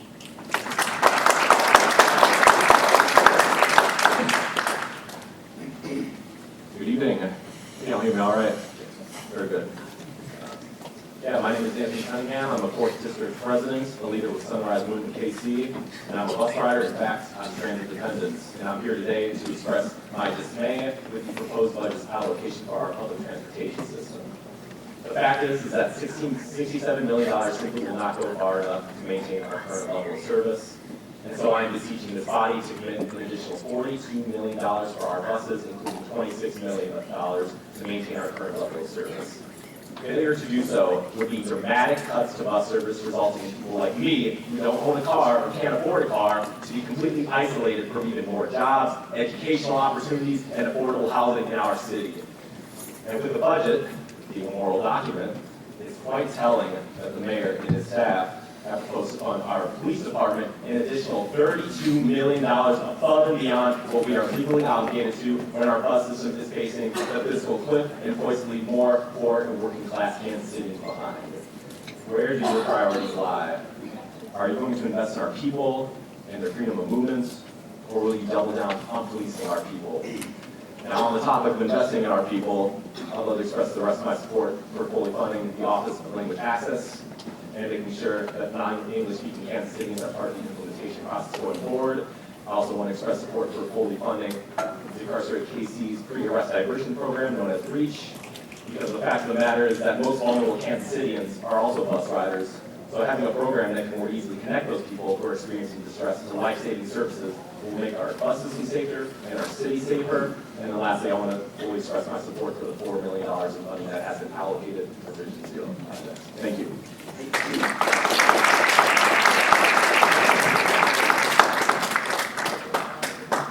Good evening. My name is Susie Ancona, and I am a resident of the 2nd District. I'm a leader with KC Tenants, a student of social work, and a bilingual service provider. For nearly half of my career in the social work field, I have had the privilege of working with nearly exclusively with immigrants and refugees in the Kansas City area. In the last handful of years serving clients and families, I can't count how many interactions with city services have been devoid of proper language access. I recall feeling stunned accompanying a family recently arrived from Central America to our health department, where a staff member told us that they had a language phone line, but that no one there knew how to use it. Title VI of the Civil Rights Act says that organizations like the City of Kansas City, which receive federal funding, must make efforts to provide language access. The existence of a social worker through local nonprofit services, who may or may not be with a resident at the time of them seeking city services, does not count as the city itself complying with federal law. Only a comprehensive, fully functioning, and fully funded Office of Language Access would do that. Thank you so much to all the city council people here today who voted to establish and fund the Office of Language Access. I envision a Kansas City with an equipped and trained city staff who welcome and serve all residents, and where our immigrant and refugee residents can feel empowered when they seek services and participate in local democracy. Lastly, as a Northlander, I find it imperative to specifically call the leaders and residents of the Northland area to compassionate action as allies for our immigrant and refugee neighbors. The Northland is home to a growing immigrant community, and we must directly encourage their voice and belonging. Thank you. Shavara, J.D. Bashirs, and is it Luz Ricos? Who's Ricos? Okay. Can you hear me? Hi, my name is Jessel Shavira. I'm a leader with KC Tenants in a 4th District Lakeville. I am first generation Mexican American and a first gen college student. At home, only Spanish was spoken, so I became an interpreter for my parents the moment I learned English. I interpreted paperwork, doctor's appointments, and my own school conferences, everything. There was a pressure I felt to convey the right thing to my parents because I was the only way that they could understand what was going on. It was very traumatic to feel that pressure all the time, and no child should ever have to be put in that position. There is no talking about language access without talking about immigration. When my dad immigrated here, he was 18 years old. He came here to chase the American dream, but what he wasn't told is that he had to know how to speak English to get anywhere. My dad struggled working jobs that no one wanted to work all my life so that he could put food on the table for my sister and I. He used a fake social security number and he was caught and brought to court. My dad paid taxes, he worked, he had no criminal record, and he had 2 American-born children here. At 11 years old, I had to testify in front of the judge and beg them for them not to let him stay here. Excuse me. I will never forget the immense fear I had sitting in that courtroom, so worried that if I said the wrong thing, he would get deported. I need for all of you to be clear about what's at stake. Without giving this new office the $900,000 in funding it needs to get started this year, Kansas City will continue to be an unsafe and inaccessible place for immigrants. If the city doesn't provide language access across all city offices with professional interpreters and translators, staff who speak our languages and understand the immigrant experience, and language access and cultural competency training for every city employee, you will continue to rob children in Kansas City our ability to just be kids. Thank you.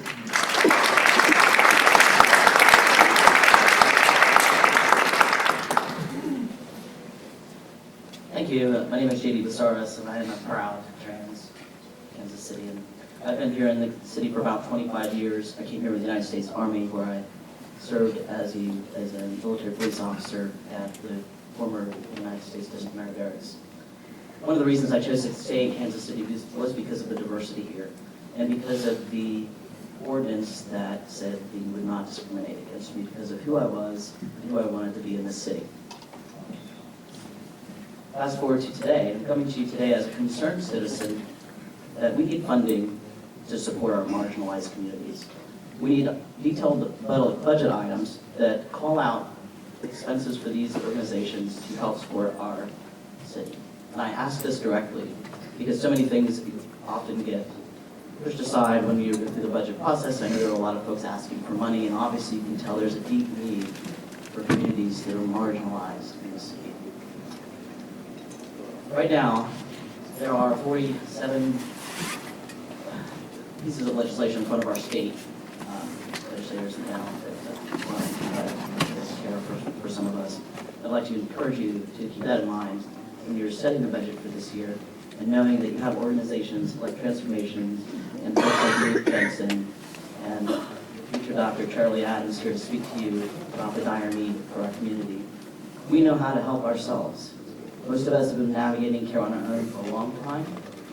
We now need support to have you help us advocate for our community members and provide direct funding for those positions that they can rely on.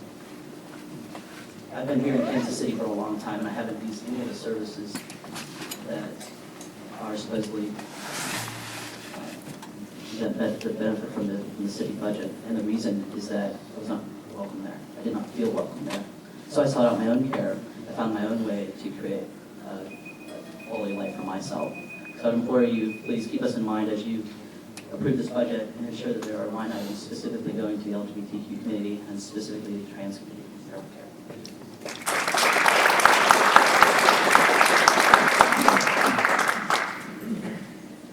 Buenas tardes, gracias por el espacio. Mi nombre es Luz Mireya Ríos y soy una de esas madres que aquí han mencionado que ha tenido la necesidad de por mucho tiempo que mis hijos me tradujeran en clínicas, escuelas o servicios públicos.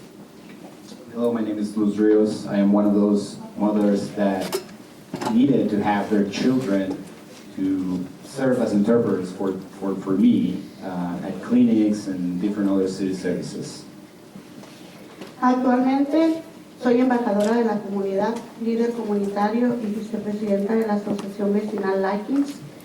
Fui elegida por la comunidad a pesar de las limitaciones que tengo en el idioma del inglés, por lo cual he tenido pues que enfrentar varios retos en los que, por lo cual no he podido cumplir, bueno, para poder cumplir más bien mi labor de la manera más productiva. I am a community ambassador, I'm a community leader, I'm the vice president of the Likings Neighborhood Association. I was elected by the community despite my limitation in the English language, for which I faced challenges to be able to fulfill, well, my work in the most productive way. En ocasiones he sentido mucha frustración al no recibir información en mi idioma o no poder asistir en reuniones, proyectos y actividades de la ciudad por falta de intérpretes, a menos que lleve mi propio traductor, en este caso como Ricardo. Le agradezco porque ha sido de gran ayuda en nuestro vecindario. So sometimes I felt frustration at not receiving information in my own language, or not being able to participate in the city's meetings, projects, and activities for lack of interpreters, unless I bring my own interpreter or translator, in this case, myself, Ricardo, who has been of great support in our neighborhood. Por eso tengo la encomienda de pedirles que otorguen el presupuesto suficiente para que la Oficina de Acceso al Idioma no tenga limitaciones y sea exitosa en su objetivo. Porque estoy segura que para muchas personas como yo, interesadas en ser parte de la solución y no del problema, será una herramienta muy poderosa para que podamos contribuir en nuestro vecindario y en esta ciudad de manera más sencilla y eficaz. That's why I have the responsibility to ask you to provide enough funds so that the Language Access Office has no limitations and is successful in achieving its goal. Because I am sure that for many people like me who are interested in being part of solutions and not problems, it would be a very powerful tool to contribute to our neighborhoods and our city in a simpler and more effective way. Muchas gracias a todos y gracias por su valioso tiempo que nos están proveyendo. Thank you, and thank you all for your valuable time that you're giving to us to listen to all of these things. Thank you.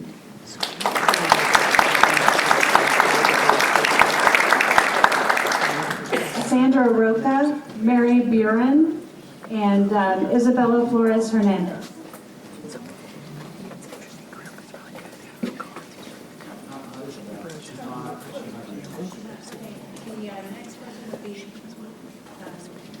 Monica De La Cree.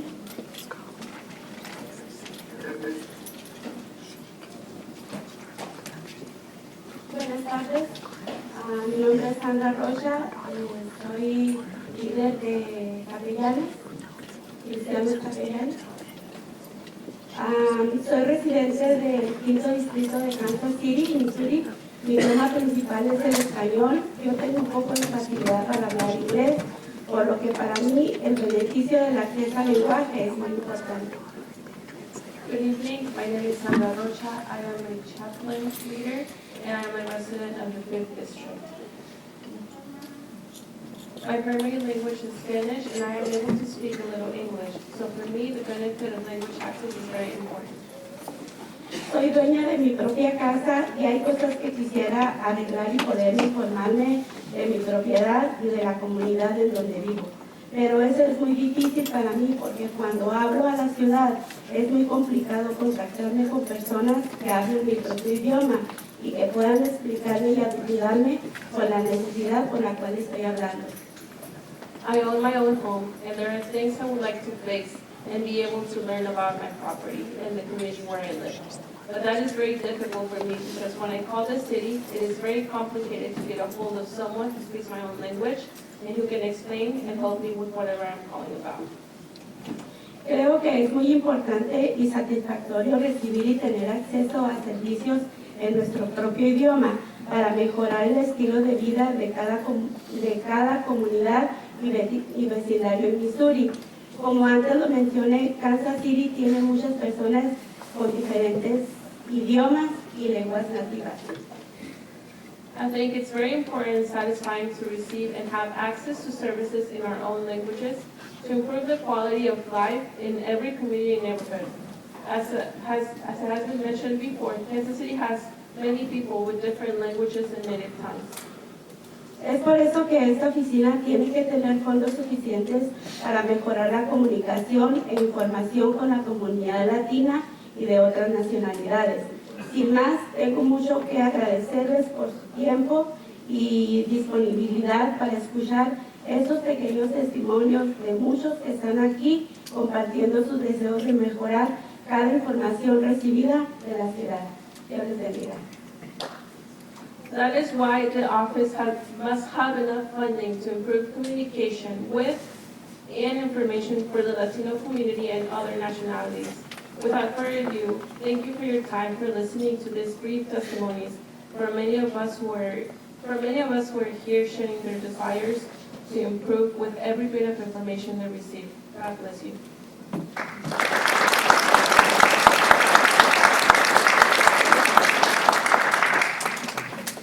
Hello, my name is Mary Buren and I live in the 6th District. I am here to ask the city to fund the REACH rearrest program supported by Decarcerate. History shows us that using violence to control people does not work. We need less violent systems and more alternatives. Other countries and societies manage to do this much better than the United States does. The cost of the policing in the United States stops $118 billion. That is only third to the military spending of the United States and China. Kansas City's contribution is $317 million. I know we don't have local control of our police department, and that my family on the east side of the state voted for our budget for police funding. I won't recount. The mass shootings and murder rate are options for changes in gun restriction and safety in this country and our state are very bleak. And I am not going to vote for a continued tax rate creating billions to give to billionaires for a pastime and sport that I don't have time for and I cannot afford to attend. And I know that's a Jackson County tax.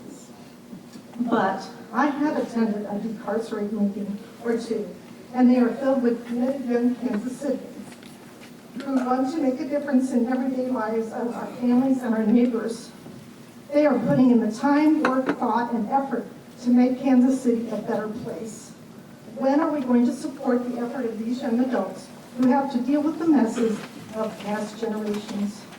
An example not related to policing, but if we had adopted Clay Chastain's ideas, we'd have light rail to the airport today. Reach won't solve all the problems, and nothing does. A $317 million budget to the police department doesn't either, and neither does a new jail. But Reach is an option, it's an alternative that provides an opportunity for less violence and better tomorrow. Kansas City City Council, we need some hope. On the Reach, and for that matter, fund Sunshine Group bus proposal, a language access program, and please protect and fund resources for our transgender Kansas Cityans. Thank you for your time, your work, and your consideration.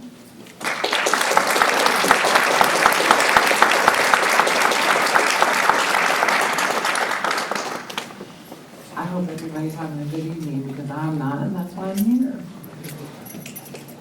My name is Monica Delonte, and I'm a scientist who helps develop biopharmaceuticals, so things like cancers, autoimmune diseases, and etc. Ironically, though, my clinical visits have been absolutely garbage, to say the least. I've paid premiums, taxes, and time to receive subpar services from subpar organizations, taking grants from nights like these. But what infuriates me and my trans siblings the most is that these LGBTQ plus affiliates will take our money, continue to egregiously underperform, pat themselves on the back, and then come back here and ask for more. We're done with that. So now, to solve this, Casey now has the opportunity to efficiently allocate funds. Therefore, my request on behalf of the trans community is twofold. One, reserve 700 grand for the trans community. Collectively, we as trans people could produce and acquire direct care, social services, community programming, wraparound care support, and trans-centered initiatives. Also, I would like to introduce disbursement conditions for the city's LGBTQ plus labeled funds. Let's say out of 100, the LGB gets 99, but the T only gets 1. We're excluded. Now that's some hot tea, right? The ideal condition would require recipients to allocate 6% of their total revenue toward trans services or increase them by 2%, whichever is larger. So to close, I'll emphasize that this is not a charity plea. Instead, this is a long-term investment for the proposal of the city. Hundreds of companies pledged to cease developments. And I'm just going to say that we need to pass this in order to secure the financial livelihood of Kansas City. Thank you.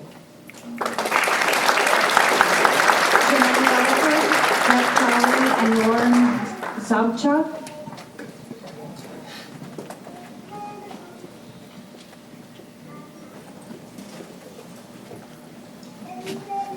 Good evening.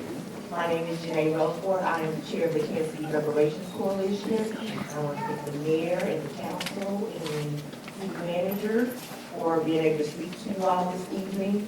I first want to say thank you so much for including the Reparations Commission in the budget. And I want to plead for, there to be some recalculating and find funding to fund the entire budget. Because to make them have to go to philanthropy to get the bulk of the budget just extends the time for them to create those proposals that we're needing. So again, I'm thanking the city council for including in the budget. I would really encourage the council not to make the commission have to seek outside of the city for more funding, because philanthropy didn't create the issue. So this is really government accountability. So I'm hoping that the government will take full accountability for it. Thank you.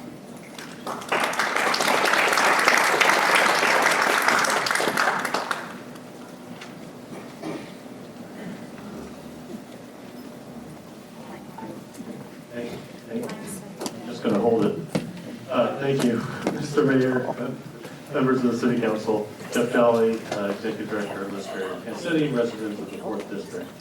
I just want to commend the City Council and the Mayor for the work that they put into the housing needs of our community over the last few years. I want to remind everyone that 1 in 3 members of our community are housing insecure, and that 40% of our community make less than $50,000. Which, when you look at the area median income, is at 50% area median income or below. A significant number of people are impacted by housing cost burden.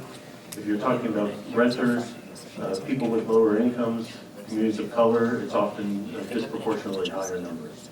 I do want to commend the council for the funding of the Housing Trust Fund in the budget. It's been a catalyst for regional interest in the trust fund. I want to continue to commend you for that support. Right to Council, thank you so much for the ongoing support, as well as Vision Zero, which helps to build a more equitable and inclusive community, trying to mitigate pedestrian fatalities and injuries. There are 5 areas where I might mention some additional opportunities for support. One, a 5-year comprehensive housing plan. It was put together, the last one was put together in 2017, 2018, expired in 2023. But part of that plan included the investment of a $75 million housing trust fund, which helped to serve as the catalyst for community and elected support. I would encourage a robust, comprehensive housing plan be thought in the next coming months. Also, I would encourage additional support for minor home repair, which helps to preserve housing, affordable housing. A nexus study, which is legally required to establish linkage fees for developers. And as you include improvements to the city's website, think about transparency of a dashboard that might identify where city investments are being made. And last, as a resident of the historic Northeast, I would support language access, as my daughters attend a school where more than 40 languages are spoken. Thank you.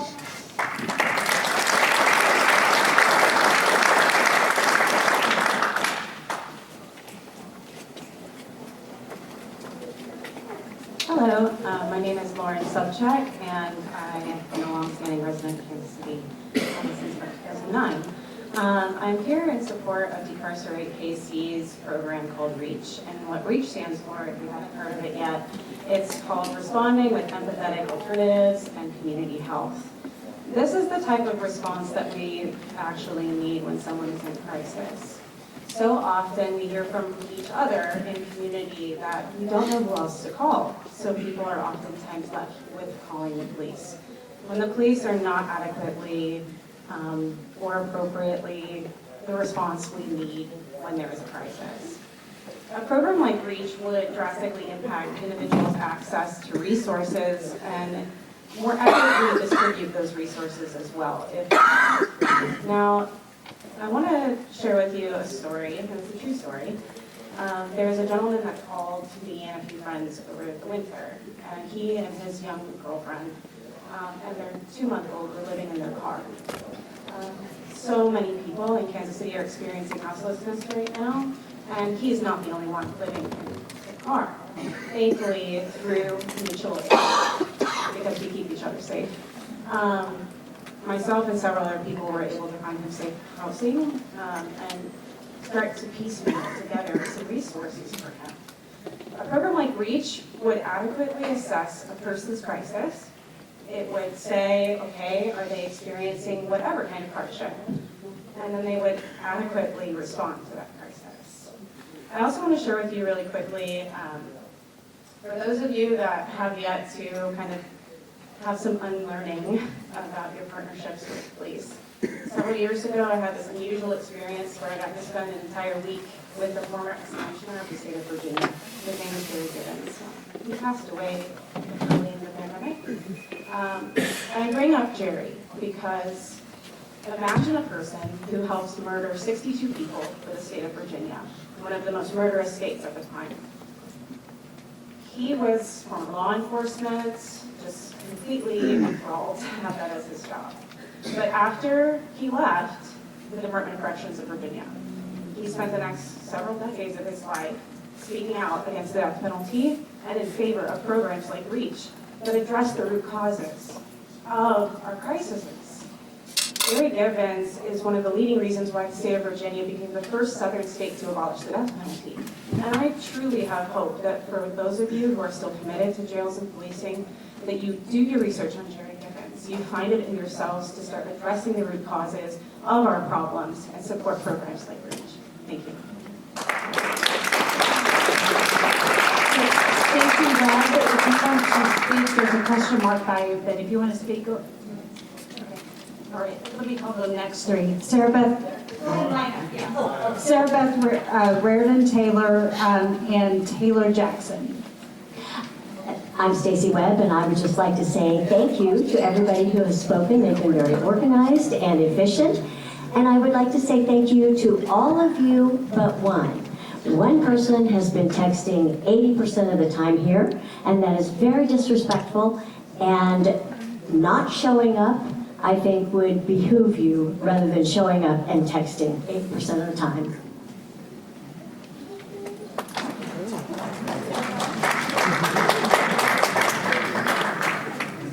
Okay, can you guys hear me? Okay, hi, I'm Sarah Beth Taylor. I'm in the 5th District. I am here with Decarcerate KC to support the REACH program. Just speaking in my own family, from mental health care to housing insecurity, autism services, the opioid crisis. These are all things that my family has dealt with, and I don't feel that more jails is the answer. I feel that the answer is to decriminalize such things as houselessness, mental health care, food insecurity, all of those things. So I'd ask you to support the REACH program. Thanks for your time.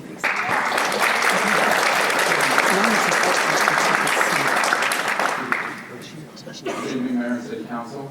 My name is Taylor Jackson. I'm a resident of the 4th District.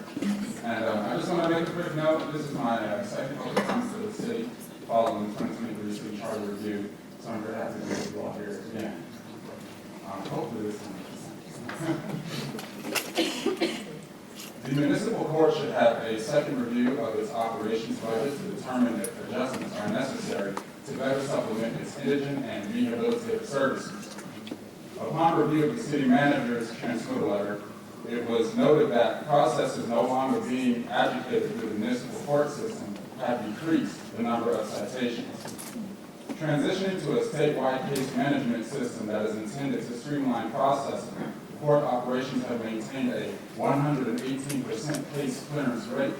Yet the high clearance rate is met with a low overall compliance rate of 79%, and declining by 2% here soon this year's budget.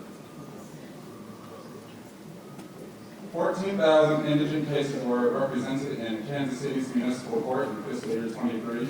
74% of service recipients are minorities.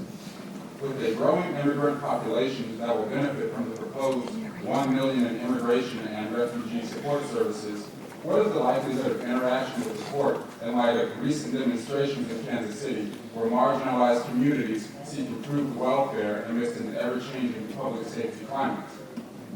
Whether it be a civil filing or a violations collection, An assessment must be completed to evaluate court fines and fees, provide details of where excessive fees can be eliminated if these costs are a regressive tax to Kansas City residents, and consider an indigent services funding increase to assist individuals that may be placed in a hardship post-interaction with the court. Thank you.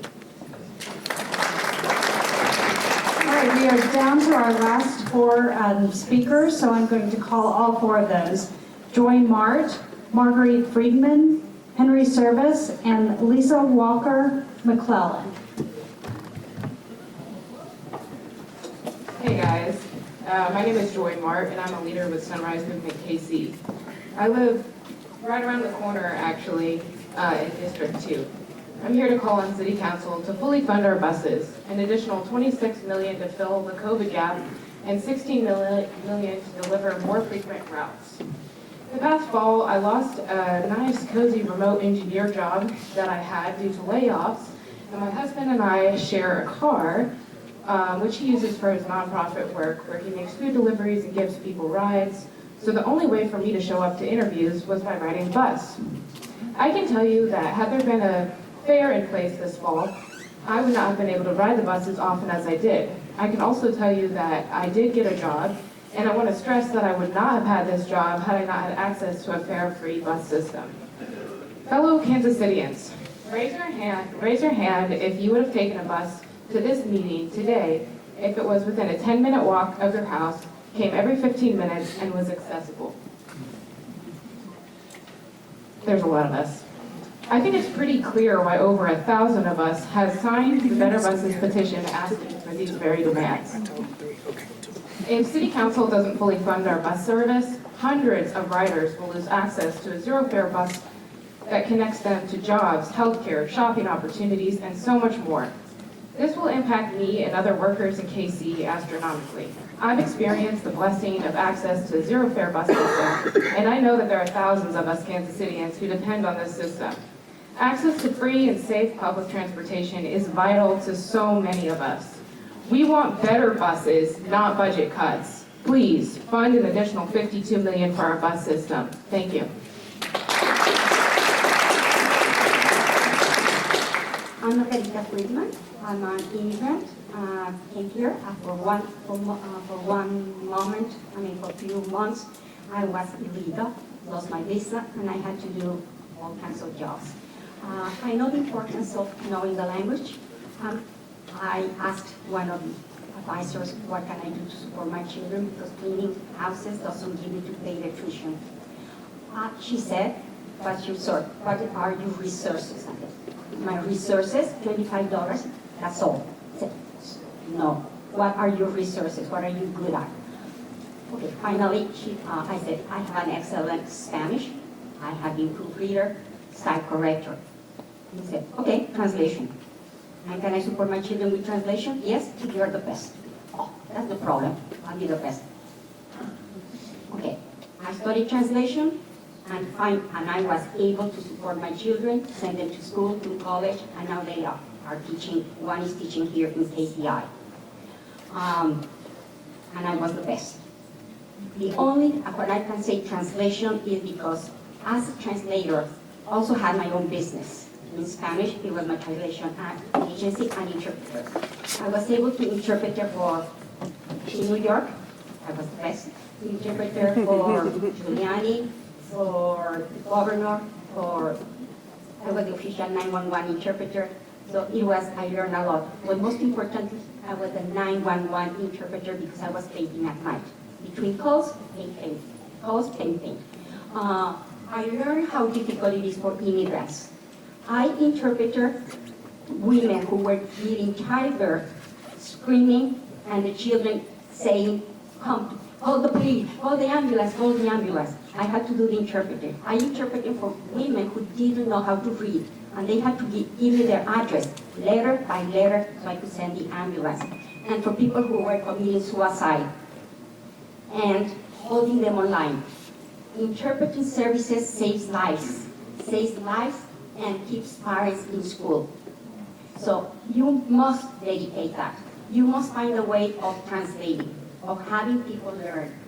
And There's one system, I'll tell you, Rosetta Stone, 24 languages. And you will learn English. You will learn French. Try that one, because that's the program I want to bring for Northeast Arts KC, I'm sorry, for Scarlet Elementary School, that I will be asking all of you to please support not the sale of the school, but that we can turn it into an adult education center, a community development center, where we can teach all the languages, where we can have the children after school taken care of, learning, doing the homework, and then after that having activities.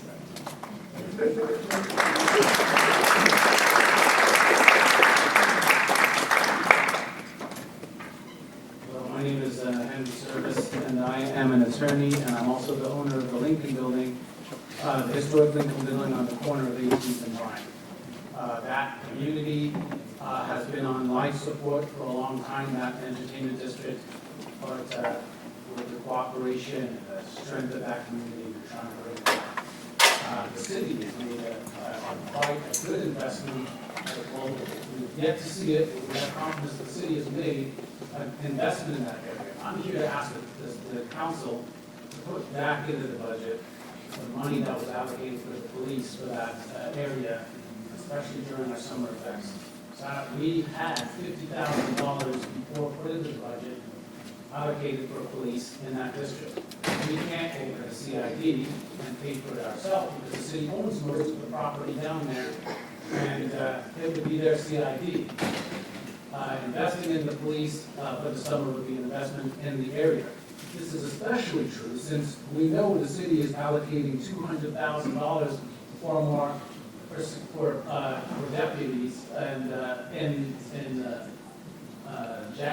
the Jazz District, but in Westport and the Plaza. It's the entertainment district, called the Jazz District, is one of the safest entertainment districts in the city right now, despite what people will say about it. The stats show it out, because the police put these stats out all the time. We're a safe district because we take proactive measures like coming to council and asking for security, asking for the police.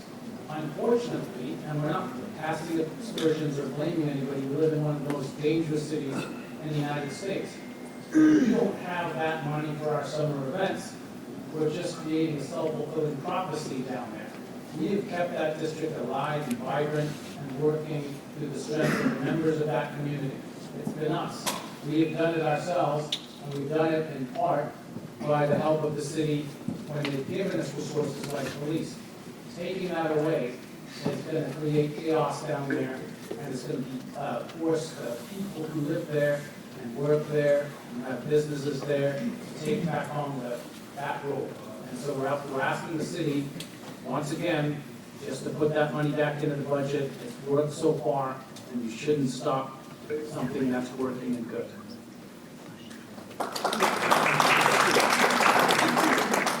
Basically, I wanted to say the same thing.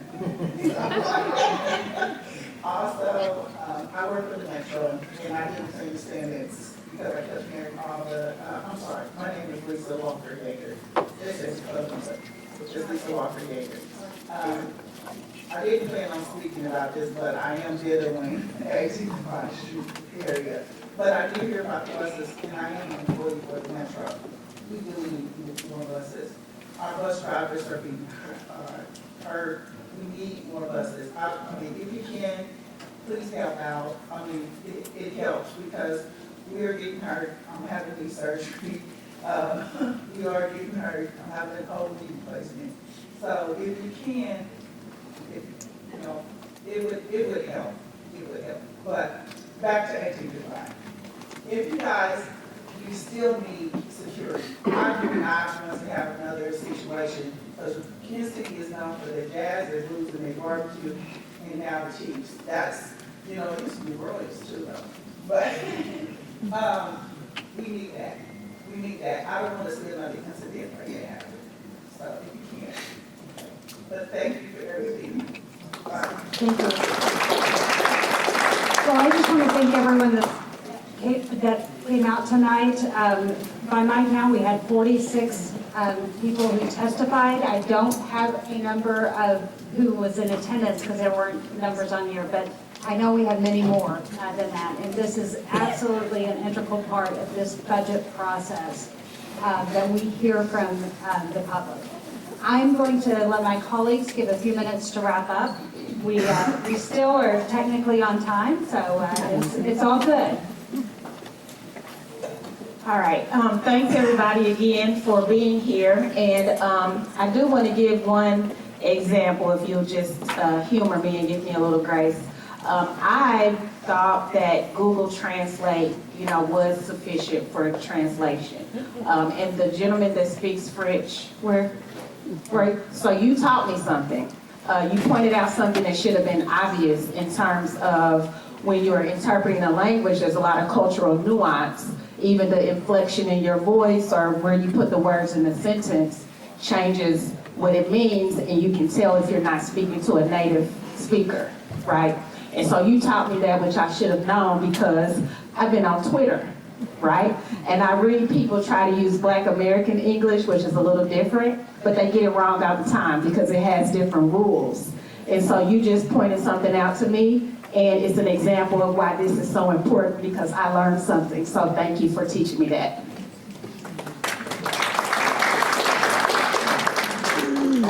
I'll be quick because I know it's late. I just want to thank everyone for coming out tonight. We heard people who advocated for our trans neighbors. We heard people who asked for better funding to accessibility to get around this city through public transportation, uplift voices of immigrants, to reimagine public safety by funding systems of care or systems of punishment, better pedestrian safety and sidewalk infrastructure, recognize our seniors by providing additional quality of life resources, fund programs for at-risk youth, fund reparations, and we had people ask for funding for affordable housing. All of that equals, right, better funding for our people.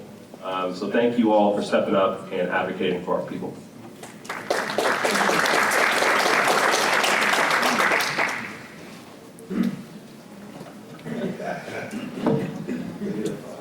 I just want to thank everybody for coming out. I know it's a long night, but learned a lot tonight. And I think a couple things I want to take away from here is the bus system, there's some problems there, and we all know that.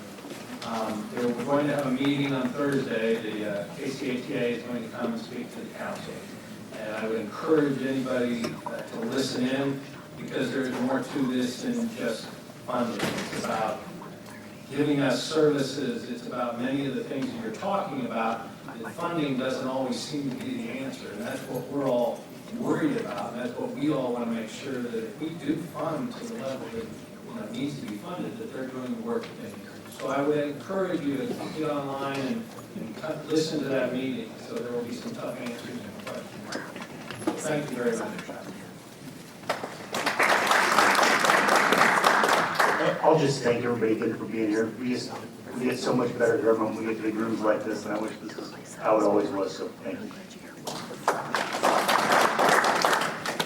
Yeah, I want to echo what all the colleagues have said so far, and I want to thank the city staff who've been here. They have long nights and long days, and I appreciate them coming up and listening to all you all.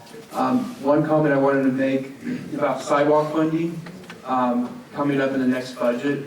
We have a big part of the Northland in my district off south of Cookingham, up on Oak. Highland Acres and Lakeside Heights are going to get sidewalks on one side of the main arteries, and currently in our city policy with new neighborhoods established, we put sidewalks on both sides, which we'll talk about this in the next neighborhood planning and development committee, but maintaining sidewalks on both sides of neighborhoods who are, not connected to main infrastructure, that is not necessarily the best use. I believe sidewalks should be on one side, and for long-term maintenance of that, we're seeing a lot of neighborhoods requesting, the neighborhoods that have existing sidewalks requesting $9 million just for a single neighborhood of new sidewalks. So that's a long-term commitment and an asset that we have to maintain. My priority is making sure that we get sidewalks put in all the neighborhoods in the Northland that we promised that to. Doing that in the first district, and happy to work with my colleagues to do that, and all the other neighborhoods that have been promised that. So, thank you. I want to thank you all for coming out this evening and coming to the 4th District for this budget hearing. I do want to thank our Shamir folks for continuing to fight and advocate. You brought up a very good point, and it's something that I had also stated in several of our council meetings when we were discussing how to prioritize sidewalks, and that is making sure we're not overlooking where there is such a lack of infrastructure that it's not on the radar screen, because there's a difference between a new neighborhood with new sidewalks and talking about that new infrastructure versus a much older neighborhood that has never had the infrastructure or the amenity in the first place. And so I do think we are adjusting our criteria to reflect that, so that when we're talking about sidewalks, we're not overlooking areas that are truly distressed and don't even have the infrastructure to rank or score in the first place. So thank you all for coming out. I want to thank you all for coming out as well. There's a huge group of you today, and I know that community engagement, public engagement is a huge passion of mine, and something that I really, really wanted to bring to the council. And having all of you show up on a night tonight, which it speaks volumes. I'm a big advocate for listening to the people and not giving information, but receiving information. So we've received a lot of information. I know Councilman Duncan went through the list here, but we're listening, we're hearing from you. I mean, the fully funding the bus systems, we heard 5 or 6 of you speak about that today. We spoke about that a lot in the last budget hearing as well at City Hall. Transportation, bus system, active transportation is a huge passion of mine as well. The REACH program, we had 7 of you speak about that. Language Access Office, also a big passionate supporter of that. There was 14 of you that spoke on that, and that is a big thing. We're working through as a council as well, and wanting to really develop that and really look into that and what that looks like to really make that a successful program. Not something that we're just going to talk about and kind of put into play, but really how will that work. So we really want to keep engaging with you all and listening to you all, so you can help formulate that as well. So I know council's not going to list all of the other things we talked about, but minor home repairs, STEM systems, or STEM education, youth programs, community infrastructure, all that again is really speaking towards that quality of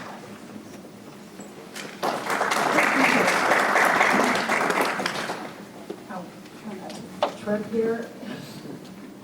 I will let the mayor wrap up, but again, I just want to say thank you all for being here. First of all, thank you to Councilwoman Boo, our chair, for her first series of these. Thank you. I really appreciate the public comment. Merci. That's all I know for you.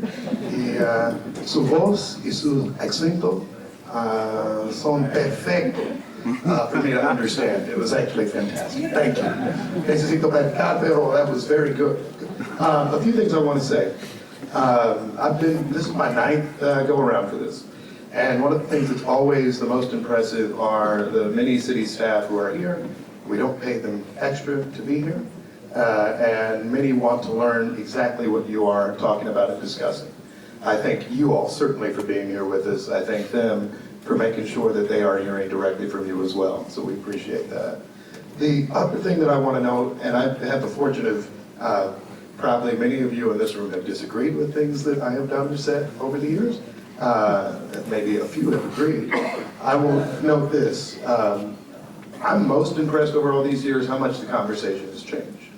When I first ran for city council, certainly when I ran for mayor, like 80% of the conversation was potholes, which are very important, by the way. They're still important, and road improvements and all of that. As has been noted, we are talking about things that when I was first running, we weren't actually talking about that much. Housing writ large, just housing straight up. Transportation, actually thinking about transportation in a way that's more than the roads on which we drive.